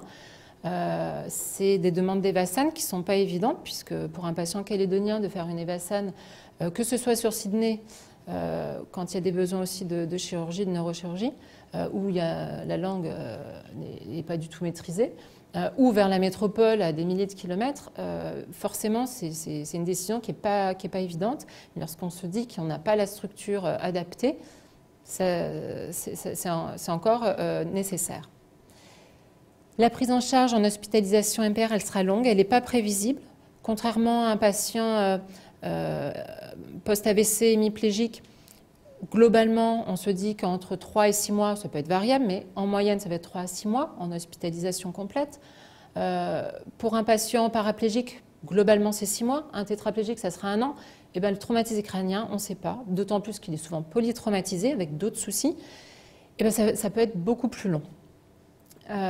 La durée d'amnésie post-traumatique, elle est variable. L'évolution est propre à chaque patient, au cas par cas. Les troubles du comportement pouvant être difficiles, très difficiles à gérer dans nos structures qui sont notre structure, en tout cas au CSSR, c'est une structure ouverte. Et avec des patients qui vont avoir un trauma crânien grave, mais par contre qui bougent, qui marchent, on n'a pas de surveillance 24 heures sur 24, ça va être compliqué. C'est des troubles qui peuvent être pseudo-psychiatriques. Je reviendrai là-dessus parce que c'est vrai que le lien aujourd'hui avec les psychiatres n'est pas évident. Au niveau de l'aide de la prise en charge de ces patients, au niveau des traitements, des psychotropes, des traitements qui vont tout à fait fonctionner chez des patients psychiatriques, marcheront complètement différemment chez un patient traumatisé crânien et pourtant ils présentent les mêmes symptômes. La prise en charge globale, on dit quand même qu'un TC grave, c'est quand même plus de 2 ans, avant une réinsertion au niveau social ou professionnel, ou avant un placement en institution quand tout ça n'est pas possible. La particularité aussi, c'est que les projets de vie peuvent changer. La famille qui est très investie, très présente initialement, avec un patient, comme on l'a dit auparavant, qui a changé, qui n'est plus le même, c'est difficile. C'est difficile pour la famille, quand il y a des enfants, pour l'entourage, pour les aidants. Voilà, donc ça peut changer en cours de route. Les structures d'aval qui manquent, où ils sont insuffisantes. Un parallèle entre la métropole, la Calédonie.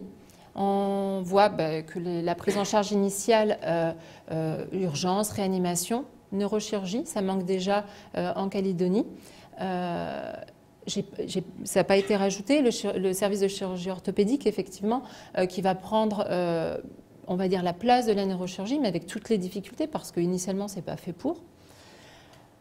L'hospitalisation en service de rééducation fonctionnelle ensuite, Sur le territoire calédonien, eh bien, le CSSR qui a la possibilité, l'agrément et aussi les moyens de rééducation pour ces patients TC neurologiques. On a 30 lits uniquement dans le service de MPR neurologique. 30 lits, ça va vite à remplir, d'autant plus avec des prises en charge qui peuvent dépasser 1 an. Il y a aussi les EVASAN qui sont directement organisés à partir de la réanimation, notamment sur les chirurgies, les neurochirurgies sur Sydney. Après, cette phase d'hospitalisation chronique, on va avoir des patients qui vont pouvoir rentrer à domicile avec un passage en hôpital de jour, si c'est possible, si on a la place aussi, parce que ce n'est pas toujours évident. On essaye de privilégier les patients qui vont avoir besoin d'une prise en charge pluridisciplinaire avec différents intervenants qu'ils ne pourraient pas avoir à l'extérieur. Donc effectivement, un patient TC grave, mais avec peu de troubles moteurs, on va pouvoir l'orienter, on va devoir l'orienter plus facilement vers les orthophonistes en libéral, voire neuropsychologue, mais avec le problème de prise en charge. Ensuite, lorsque le retour à domicile n'est pas possible, eh bien c'est là que nous, il va y avoir tout un travail social et avec la famille et avec le patient pour décider de ce qu'on va pouvoir faire. Est-ce qu'on va solliciter donc une place en masse, place très limitée, en maison de retraite pour les patients, mais uniquement à partir de 60 ans, voire de temps en temps des dérogations d'âge, ce n'est pas l'idéal non plus. Et pourquoi pas des pensions de famille, c'est une particularité, il me semble, ici, où ce sera un tout petit peu plus facile d'avoir une possibilité de pension de famille pour nos patients.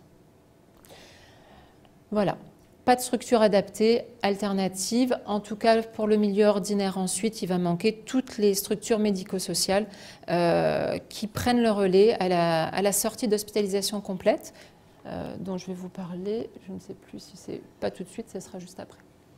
Le traumatisme crânien grave en Nouvelle-Calédonie. On repart sur les 4 phases dont je vous ai parlé tout à l'heure. La phase d'éveil, réanimation et EVASAN. Seulement 50% des patients, là c'est pas en Nouvelle-Calédonie, c'est sur une étude de métropole, iront en rééducation. Il y a quand même 50% des TC graves qui n'iront pas. La phase de rééducation, idéalement, c'est au CSSR. Il y a 2 phases sur cette phase de rééducation où l'objectif, ça va être une réduction des déficiences, que ce soit motrices ou cognitives, qui sont souvent associés chez ces patients. Il y a 2 phases. La phase de transition, qui est quand même particulière, qui met souvent en difficulté nos équipes, même nous, médecins.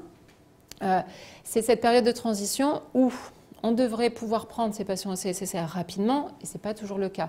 Et les services du CHT, les services de médecine ou les services de chirurgie du CHT le savent, ils ont ces patients parfois à cette phase-là, et c'est quand même compliqué. Des patients qui sont confus, des patients qui sont toujours en amnésie post-traumatique, avec une anosognosie, donc qui n'ont pas conscience de leurs troubles, qui sont parfois très dépendants sur le plan moteur, des patients très centrés sur eux-mêmes, très fatigables aussi, avec des troubles attentionnels, des troubles du comportement qui peuvent poser problème. L'objectif dans cette phase de transition, prise de conscience des troubles. Sur le plan cognitif, c'est limité, c'est une prise en charge avec une stimulation et, si possible, des premières évaluations cognitives. Mais les bilans neuropsychologiques complets sont quand même rarement possibles à ce moment-là.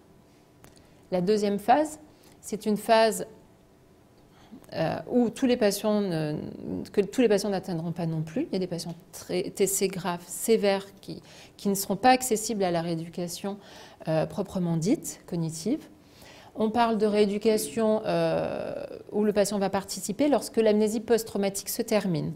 Donc il y a un test, c'est le GOT, qui doit être à 3 reprises supérieur à 70. Donc il y a certains patients où je demande quasiment jour après jour à notre neuropsychologue, alors où est-ce qu'on en est?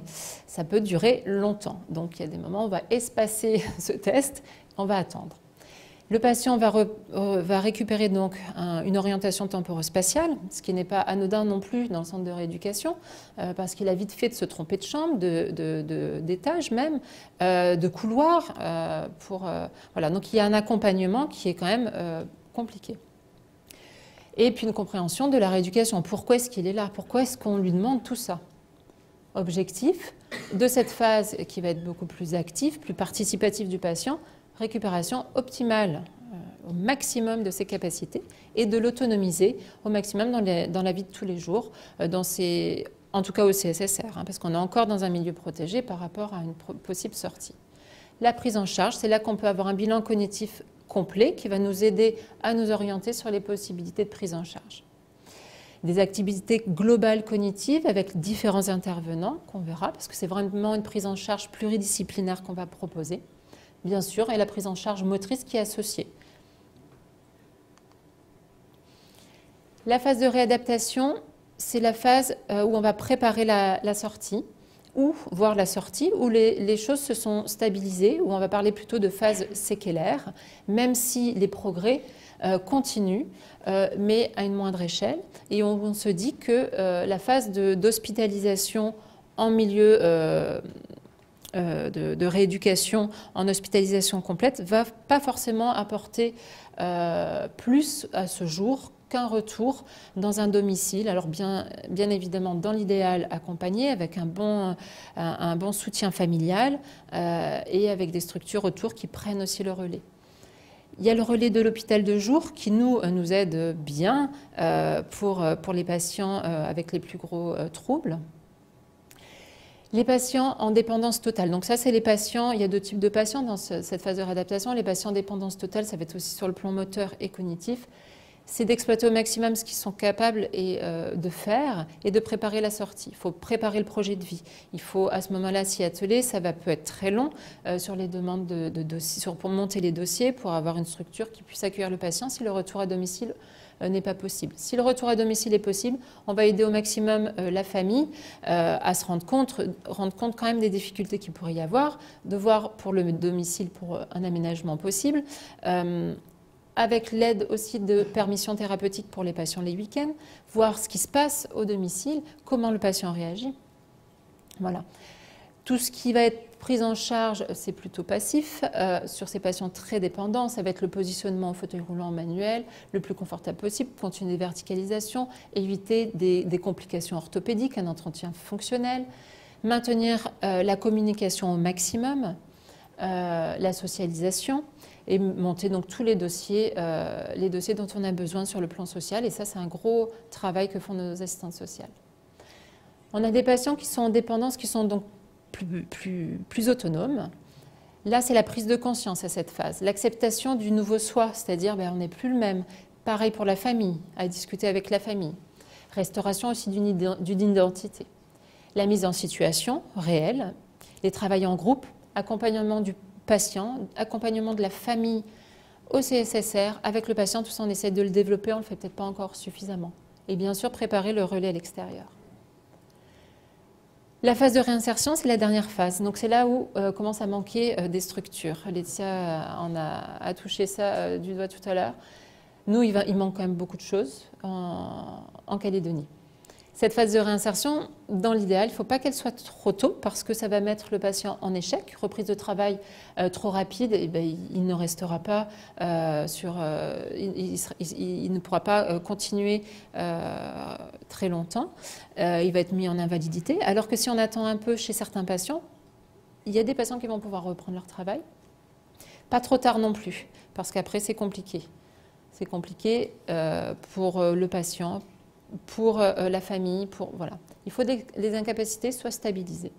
C'est le but, réintroduire le patient dans un groupe, dans une société avant tout. Respect de son handicap, respect de sa personnalité qui est fragile et avec des mises en situation écologiques accompagnées. C'est ce que va proposer ces types de structures. Les structures manquantes, insuffisantes en Calédonie, je reviendrai après sur les structures médico-sociales. Aux phases plus aiguës, je vous en touche un mot, c'est encore peu développé en métropole, mais c'est aussi à garder en tête, nous, ici. C'est les services de rééducation post-réanimation, ce qu'on appelle les SRPR. C'est surtout développé en CHU, en métropole. C'est prise en charge des patients TC gravissimes, encore ventilés, encore intubés, pour essayer de les sortir des services de réanimation, de soins intensifs, un petit peu plus tôt vers une structure. C'est souvent accolé aux structures de réanimation, mais avec moins de complications, notamment infectieuses, de les sortir un peu de de cet environnement de réanimation. Ensuite, ce qui manque ici, c'est les SSR, donc les moyens séjours, services de rééducation fonctionnelle, avec des structures d'éveil. Et puis l'HAD, des hospitalisations à domicile qui n'existent pas sur le territoire. Les principales structures médico-sociales, bon, il y a la liste, c'est un peu... voilà. L'association Comet. Alors l'association Comet en France et se développe de plus en plus. Je pense que ça, c'est une bonne piste aussi à garder en tête pour la Nouvelle-Calédonie. C'est construction d'un projet professionnel dès l'hospitalisation, souvent plutôt quand les patients sont déjà passés en hôpital de jour, mais ça permet d'avoir les patients, la famille quand même plus facilement sous la main et d'avoir un contact, un partenariat plus facile entre les équipes médicales, soignantes et la structure extérieure. Il propose le plus souvent aussi les évaluations de conduite automobile. Les UROS, alors les UROS, c'est une structure différente qui va être une structure à part entière pour des patients qui sont déjà sortis, qui sont au domicile. La liste d'attente est longue, plus d'1 an. C'est une notification MDPH, l'équivalent de la CRHD. Les places sont limitées. C'est des stages qui peuvent durer de 1 à 24 semaines. Alors globalement, 1 semaine, c'est des patients qui vont se faire mettre dehors parce que j'ai jamais vu ça. Mais voilà, ça dure assez longtemps. C'est des patients qui sont hébergés. C'est vraiment pour des mises en situation professionnelle, mais dans une unité fermée quand même. C'est pas en milieu réel. Le SAMSA, ça c'est un service d'accompagnement donc médico-social pour adultes handicapés. C'est pareil, notification MDPH, c'est plus d'1 an de délai. C'est une durée précisée, c'était jusqu'à présent 2 ans, il vise à diminuer à 1 an alors qu'on sait que sur les TC graves c'est quand même compliqué d'avoir un suivi de moins de 2 ans. C'est financé par les ARS, les départements, ça aide énormément le retour des patients au domicile, les familles, c'est un lien aussi avec les associations. C'est un lien avec le travail, avec les URO, ça coordonne beaucoup de choses. Mais voilà, c'est déjà insuffisant en métropole. Et on peut espérer aussi un jour en Calédonie. Les équipes mobiles, ça se développe. C'est récent, c'est pour pallier justement au manque de place en SAMSA. C'est des équipes qui seront plus réduites et qui vont faire le lien pour éviter qu'il y ait une interruption dans le parcours du patient. Ensuite, les structures pour accueil professionnel qui sont rarement spécialisées pour les TC, avec les ESAT ou CAT, les centres de rééducation professionnelle qui proposent des formations qualifiantes et les foyers d'hébergement pour travailleurs handicapés. Un mot sur les associations très actives en métropole, c'est l'association, la FTC, Association des familles de traumatisés crâniens, avec plein d'antennes régionales. Avec aussi des formations qui sont proposées, je suis allée voir juste avant de venir leur site Facebook, il y a plein de publications, il y a plein de choses, ils communiquent énormément. En Calédonie, il y a l'association Charnière, effectivement, qui a le label FTC. Je vous ai marqué, voilà, je vous ai noté toutes sortes d'antennes régionales. Il y a des contacts, vous voyez quand même 52 FTC qui existent, beaucoup d'établissements qui sont en lien et des groupes aussi d'entraide mutuelle. Mais on ne peut pas tout détailler ce soir. Au CSSR et avec Charnière, on essaye de créer des liens avec des témoignages. Souvent, globalement, c'est tous les 4 à 6 mois. C'est un témoignage de l'association d'un ancien patient sur le handicap invisible auprès des patients, mais aussi des familles des nouveaux TC. On réfléchit sur la mise en place, nous au CSSR, de café des aidants qui pourraient être transposés ensuite à l'extérieur.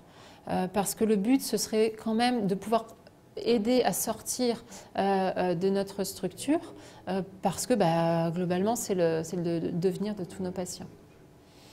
Ensuite, les lieux de vie. Les lieux de vie pour les patients qui ne pourront pas rentrer au domicile.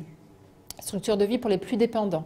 On n'a pas, en Nouvelle-Calédonie, d'unité d'état végétatif chronique ou post-relationnel. C'est rare aussi en métropole. L'étude qui avait été faite initialement, donc ça date, je crois, de 2005, c'était pour 300 000 habitants, 6 à 8 lits. Donc on pourrait se dire, en Nouvelle-Calédonie, il nous faudrait à peu près 6 lits. Voilà, ça n'existe pas ici. MAS, donc maison d'accueil spécialisée. public, j'ai mis sensiblement plus lourd, c'est par rapport aux femmes.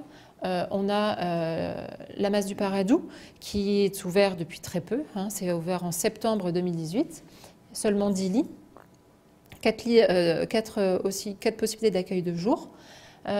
Au niveau des foyers d'accueil médicalisés, au niveau aussi du foyer d'occupationnel ou service d'accueil de jour, ce dont je vous ai parlé. Tout ça, c'est pour des patients pour lesquels la reprise professionnelle n'est pas envisageable et pour qui, au niveau des activités de la vie quotidienne, c'est compliqué, très compliqué. Ils ont besoin d'une surveillance médicale et de soins des paramédicaux constants. Alors, structure existante en Nouvelle-Calédonie, il y a aussi le foyer de vie Paul Reznik, qui fait partie d'une association. Là, il y a 42 lits d'hébergement complet. Mais c'est une structure de vie, donc forcément, les patients restent longtemps. Ils vivent là. Donc, il n'y a pas de place fréquemment. Donc, voilà, ça reste limité. La masse, j'en ai parlé. La PEH-NC, avec un service d'accueil de jour occupationnel, mais aussi avec une orientation professionnelle. C'est une autre antenne que nos assistantes sociales peuvent solliciter parfois, que je connais moins. Bien sûr, les maisons de retraite pour les patients plus âgés, les pensions de famille, j'en ai déjà parlé un petit peu. Par contre, le point fort, quand même en Nouvelle-Calédonie, il faut le noter parce qu'il n'y a pas que des points négatifs, c'est la présence et le soutien familial qui est fort. Beaucoup de retours à domicile que je n'aurais pas pu imaginer en métropole sont possibles ici. Donc c'est quand même un côté très positif et j'espère qu'il va perdurer.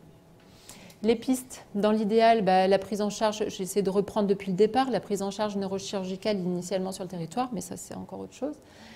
La prise en charge pluridisciplinaire, c'est un point que nous, en tant que médecins MPR, en tant qu'équipe MPR, on connaît déjà, on travaille en pluridisciplinarité tout le temps, mais qu'on aimerait développer à l'extérieur, que j'essaye aussi de développer avec les visites sur le CHT. Je pense que ça fonctionne avec les neurologues, ça fonctionne avec les réanimateurs. On passe aussi en chirurgie. Voilà, les psychiatres, toujours, voilà, un petit peu plus compliqué, mais ça va venir, il ne faut pas qu'on lâche. La filière, bien sûr, de Thierry. La consultation handicap-famille à distance du TC, ça c'est quelque chose qu'on a en tête. On attend un renfort du nouvel MPR qui va arriver dans quelques mois, qui est en plus spécialisé dans la prise en charge des TC. Voilà, donc je pense qu'on va pouvoir essayer d'augmenter les consultations. La réflexion sur le soutien des aidants, voire leur formation, aide de la FTC, avec l'association Charnière, de mettre en place des choses qui existent déjà en métropole en Calédonie. Suivre le modèle des structures médico-sociales, bien sûr, Comet, SAMSA, UROS. Dans combien de temps? Ça peut prendre beaucoup de temps, voir les possibilités. Augmenter les structures de vie, grande dépendance pour les TC graves. Il y a un projet avec la masse du Paradou. En attendant, c'est le tissu libéral. C'est le tissu libéral qui doit prendre ce relais en attendant d'autres possibilités. Les orthophonistes, parce que intéressés de par leur formation, mais parce que c'est les seuls qui sont pris en charge par la CAFAT. On est sur un petit territoire, on peut se dire que la CAFAT pourrait, au cas par cas, réenvisager des prises en charge différentes en libéral, avec des ergothérapeutes qui existent en libéral, qui ne sont pas pris en charge, des neuropsychologues. Ça, c'est une piste, il me semble aussi. Bien sûr, le lien avec les médecins traitants, indispensable, avec la médecine du travail, avec les psychiatres. Travail de prévention, ça c'est plus général, des AVP, OH, cannabis et le tissu associatif. Je vous parle de l'expérience qu'on a de la prise en charge des traumatisés crâniens au CSSR. C'est une étude qu'a faite rétrospective, qu'a faite Marie, Laurie qui est partie du CSSR il y a peu, et Laetitia, depuis 4 ans, depuis l'ouverture du CSSR, sur 108 patients. 108 patients TC pris en charge, l'âge moyen, ça correspond, ouais. Je vais me dépêcher. Ça correspond à ce qu'on a vu sur la présentation initialement. Donc ils sont jeunes, ce sont des hommes. La plupart, ils ont eu un accident de la voie publique ou des agressions. Les 35 sont en lien avec une alcoolisation. Il y en a 21, on est sûr que c'est sans lien. Les autres, on ne sait pas. Il y avait des manques dans les dossiers. Les TC graves, le plus souvent, ce sont ceux-là qu'on a en charge au CSSR. Ils sont hospitalisés, la plupart donc, dans le service MPR et orientation neurologique. Globalement, moi j'ai 10 patients TC sur 30 lits, TC polytraumatisés. Voilà, un peu dans le service de locomoteur, parce que le TC peut passer au second plan, ce dont je vous ai parlé tout à l'heure. Les patients qui arrivent en HDJ, en dehors du fait qu'ils passent de HC en HDJ, ce sont ceux qui ont été hospitalisés au CHT, mais où il n'y a pas eu de prise en charge en première intention, sur le plan cognitif, ou une prise en charge insuffisante. C'était avant que Thierry arrive. Au secteur métabolique, c'est anecdotique. Pour vous montrer la liste des intervenants au CSSR, il faut voilà, avoir conscience de tous ces différents intervenants autour du patient. Bon, c'est un exemple des prises en charge. Juste pour vous dire, on fait un staff pluridisciplinaire une fois par semaine avec tous les intervenants. 4 heures pour parler des 4 patients, c'est long, mais c'est nécessaire. On reprécise les projets de rééducation, les projets de vie. Voilà. Réunion famille, on convoque la famille avec le patient, avec les différents intervenants du patient. Ça dure globalement 1 heure. On essaye de faire ça minimum 1 fois par patient, et chez des patients qui restent plus d'1 an, on aura 2-3 réunions famille, voire plus. Ce qui se fait, les visites à domicile, les groupes de parole, les cuisines thérapeutiques. J'essaie de passer un peu rapidement. L'exemple d'un patient, un jeune patient, je terminerai sur ce patient.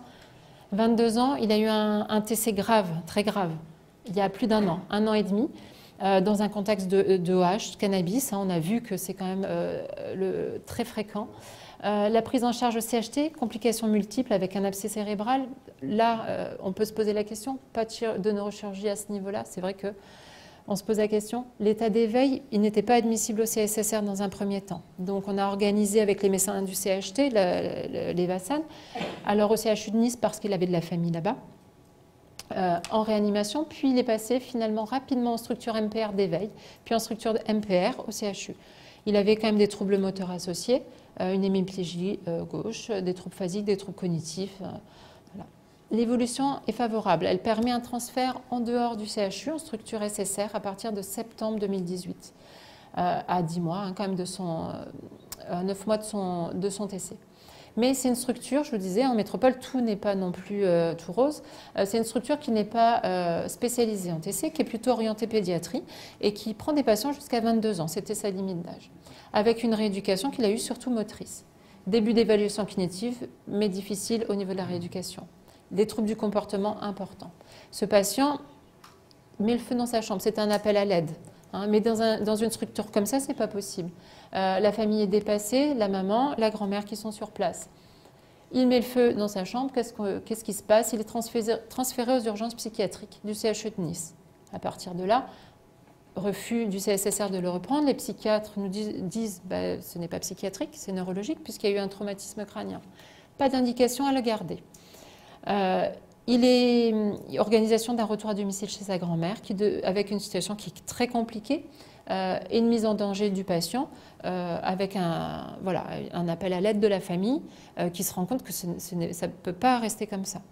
Le papa qui vit toujours en Nouvelle-Calédonie nous demande un retour, redemande un retour à la CAFAT, un retour des Vassan, avec une hospitalisation complète au CSSR, avec comme projet ensuite de le reprendre à domicile. Il a accepté au CSSR, même si on sait que ça peut être compliqué, avec des troubles du comportement, vu les comptes rendus que j'avais déjà eus. C'est un centre ouvert qui est peu adapté aux patients qui peuvent être déambulants, mais pas d'autres structures adaptées. Il débute chez nous en janvier 2019 avec un syndrome dysexécutif important, des troubles du comportement au premier plan et des troubles mnésiques sévères qui ne va pas aider forcément la rééducation. La nosognosie, un syndrome anxio-dépressif associé qui n'avait pas été pris en charge auparavant parce que caché par les troubles cognitifs, les troubles du comportement. Une relation conflictuelle avec son papa qui existait déjà auparavant, qui ne s'arrange pas forcément avec un traumatisme crânien. Des problèmes d'addiction qui va nous poser vraiment de gros soucis à nous, aux rééducateurs, à la famille évidemment, et qui flambe, c'est-à-dire qu'il va prendre toute la place parce que les troubles cognitifs ne lui ont pas fait oublier ses addictions et bien au contraire, mais par contre on va lui faire oublier toutes les stratégies qu'on va pouvoir essayer de mettre en place pour essayer de contourner tout ça. Et le suivi au niveau dictologie était impossible. Il est chez nous en hospitalisation complète, il progresse sur le plan moteur, donc il est là pendant 3 mois. C'est un patient attachant qui est sans filtre, hein, qui est frontal. L'évaluation cognitive est longue, mais elle est possible. La rééducation cognitive, par contre, va être limitée, malheureusement, du fait des troubles du comportement, de sa fatigabilité, des troubles attentionnels, des troubles d'addiction qui se surajoutent aux troubles du comportement, qui s'auto-aggravent. C'est un cercle vicieux. Lien avec neurologue, psychiatre, addictologue. Voilà, je lance des appels à l'aide un peu où je peux. On essaye d'adapter le traitement psychotrope, on essaye beaucoup de choses, ça a été long, il y a eu des échecs avec beaucoup de traitements, hein, des traitements qui ne conviennent pas aux patients TC. Avril 2019, il sort d'hospitalisation complète avec un passage en hôpital de jour. Demande express du patient, c'est sa demande depuis qu'il est là. Il va quand même mieux. La famille va dans son sens. On pense, nous, que c'est un peu tôt. En même temps, on n'arrive plus non plus à le tenir en hospitalisation. Ça, malheureusement, le passage en hôpital de jour, c'est-à-dire retour à domicile avec les nuits au domicile, ça devient difficile, très difficile à gérer au domicile. Un auxiliaire de vie qui avait été pris par le papa démissionne au bout de 24 heures. C'est pour vous dire les difficultés que la famille peut rencontrer. Le patient devient agressif envers l'encadrement lorsqu'il est en hôpital de jour, envers les autres patients. Il fugue aussi avec un autre patient qui a aussi des troubles cognitifs, qui l'emmène fumer, boire. Voilà, on est une structure ouverte. Voilà, c'est des choses qu'on n'arrive pas à gérer. L'HDJ devient impossible, elle est stoppée. Malheureusement, effectivement, elle est stoppée. Souffrance familiale. Pas de soutien associatif ou structurel suffisant sur le territoire. Aucun accompagnement médico-social disponible, pas de SAMSA, pas de comète. Je pense qu'à ce niveau-là, c'est compliqué. On essaye un suivi neurologique, MPR tant bien que mal. Le père amène son fils à 2 reprises aux urgences psychiatriques, pour vous dire, voilà, c'est compliqué. Il a été hospitalisé une première fois en neurologie quelques jours, retour à domicile ensuite, et la deuxième fois, c'était un retour à domicile. Décision avec la famille d'une demande d'Evasan pour un retour en métropole. On essaye de trouver un centre de rééducation qui est vraiment spécialisé dans la prise en charge des TC. Pour surtout les troubles du comportement dans un premier temps, et ensuite cet accompagnement médico-social pour évaluer les possibilités de réinsertion chez ce patient jeune. C'est un patient qui a 23 ans maintenant. Il est accepté sur le centre de rééducation de Kerpap. Voilà, ça a été compliqué, il a fallu discuter, il a fallu expliquer, parce qu'on est loin, hein, le service qui va l'accepter ne peut pas voir le patient, donc c'est toujours un peu plus compliqué. Voilà, donc il est accepté, il vient de revenir chez nous, on va accompagner cet Evasan. Nous sommes quand même à 18 mois de son TC, et alors il a 23 ans, il est très jeune. Les séquelles cognitives sont importantes, le projet de vie reste encore à venir. C'est pour vous dire, c'est long. Voilà. Merci pour votre attention. Je suis désolée, c'était un peu long. Je voulais juste terminer sur quelques mots de conclusion. J'avais prévu un PowerPoint, mais je ne vais pas le passer. Pour vous dire que vous avez compris, la filière traumatisée crânien n'est pas encore faite. Le travail est en cours. On va avoir besoin des médecins généralistes, des médecins de Nouvelle-Calédonie pour monter une filière qui est nécessaire. Les malades, ils existent, ils sont là. Il y a des malades graves pour lesquels il n'y a pas de structure adaptée. Les UROS, leur création date des années 70 en métropole, et il y a une UROS par département minimum. Il n'y en a pas en Nouvelle-Calédonie, il y en a dans d'autres départements d'outre-mer, il n'y en a pas chez nous. Donc on est très en retard sur la prise en charge de ces malades, et le CSSR souffre de cette prise en charge parce qu'ils sont les malades les plus lourds et les plus difficiles. Il existe un grand nombre de patients qu'il va falloir prendre en charge, qui sont dans la nature et qui ont aussi des troubles. Donc le service de neurologie, et mes collègues, dont une représentante ici, sont d'accord pour cette aventure. Le service d'orthopédie est partant pour cette aventure. On va travailler tous ensemble pour mettre en place et le collègue libéral aussi, qui est présent ici. Et on est d'accord pour mettre en place une structure et progresser dans l'organisation de la prise en charge des traumatisés crâniens, parce qu'on ne peut pas laisser ces malades dans la nature sans prise en charge. Ça va prendre du temps, donc ce n'est pas la peine de nous envoyer les malades aujourd'hui. Ce n'est pas la peine de nous adresser pour rééducation si vous envoyez, parce qu'on ne va pas pouvoir répondre à cette demande. Il va falloir qu'on recrute d'autres personnels. Les rééducateurs sont d'accord pour faire des consultations avec nous. Les médecins de réanimation sont d'accord pour faire des consultations avec nous, pour voir ce que donne aussi leur technique de réanimation à long terme. Voilà, il y a tout un mouvement qui est en train de s'opérer. On n'a pas encore d'infirmières de coordination dans l'hôpital, ça va se faire. La direction de l'hôpital est partante pour nous accompagner. C'est un mouvement qu'on vous tiendra au courant de son évolution, mais par pitié, ne nous envoyez pas encore des masses de malades. Certains sont traumatisés crâniens depuis longtemps, ils ont beaucoup de séquelles. Vous allez les voir, vous les connaissez, peut-être vous allez en voir d'autres, peut-être que vous allez découvrir de nouveaux malades. Donc voilà, on organisera un lancement de cette filière, peut-être dans 1 an, parce que ça prend du temps d'organiser tout ça, peut-être dans 6 mois, je ne sais pas, on va voir. Il faut qu'on forme il faut qu'on harmonise les pratiques. L'idée de cette filière, c'était de monter l'aval avant l'amont. Parce qu'on ne peut pas ouvrir quand on n'a pas prévu derrière la suite. Donc on est en train de le faire, c'est pour ça qu'on travaille main dans la main avec le CSSR et que nos équipes de spécialistes, orthophonistes, neuropsychologues travaillent ensemble. Vous l'avez vu, donc voilà.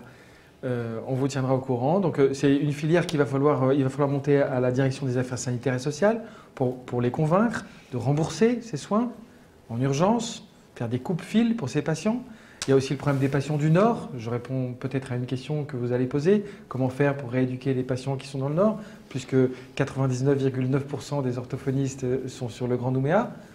Donc on a prévu un système de rééducation dont tu as parlé, de rééducation virtuelle, adapté à des gens qui n'ont pas forcément un niveau d'études élevé. C'est des rééducations non verbales pour la plupart, qui se font par le biais d'ordinateurs. De logiciels qu'on est sur le point d'obtenir par le biais d'une association qui va nous sponsoriser, qu'on va installer sur l'hôpital et à Koné, et qui devrait nous permettre, au bout d'1 an, de convaincre les pouvoirs publics qu'on peut peut-être, dans certains dispensaires en province Nord et province des Îles, on peut peut-être installer des logiciels dans les dispensaires pour les familles qui n'ont pas, bien sûr, beaucoup d'entre elles existent, qui n'ont pas d'accès à Internet, de faire de la rééducation virtuelle à distance. On a prouvé l'efficacité de cette rééducation. Donc on a un programme qui est en place. Je peux répondre à toutes les questions que vous voulez. Mes collègues aussi, on est là. J'ouvre les questions. Ce programme, il est en cours. Donc voilà, il faut nous laisser un petit peu le temps. C'était pour vous sensibiliser à cette pathologie, à ces malades qui sont invisibles, les rendre un peu plus clairs pour vous. Et puis aussi l'occasion pour l'équipe de travailler sur ce sujet, de se ressouder un petit peu. Voilà, je vous remercie pour votre attention et les questions sont ouvertes.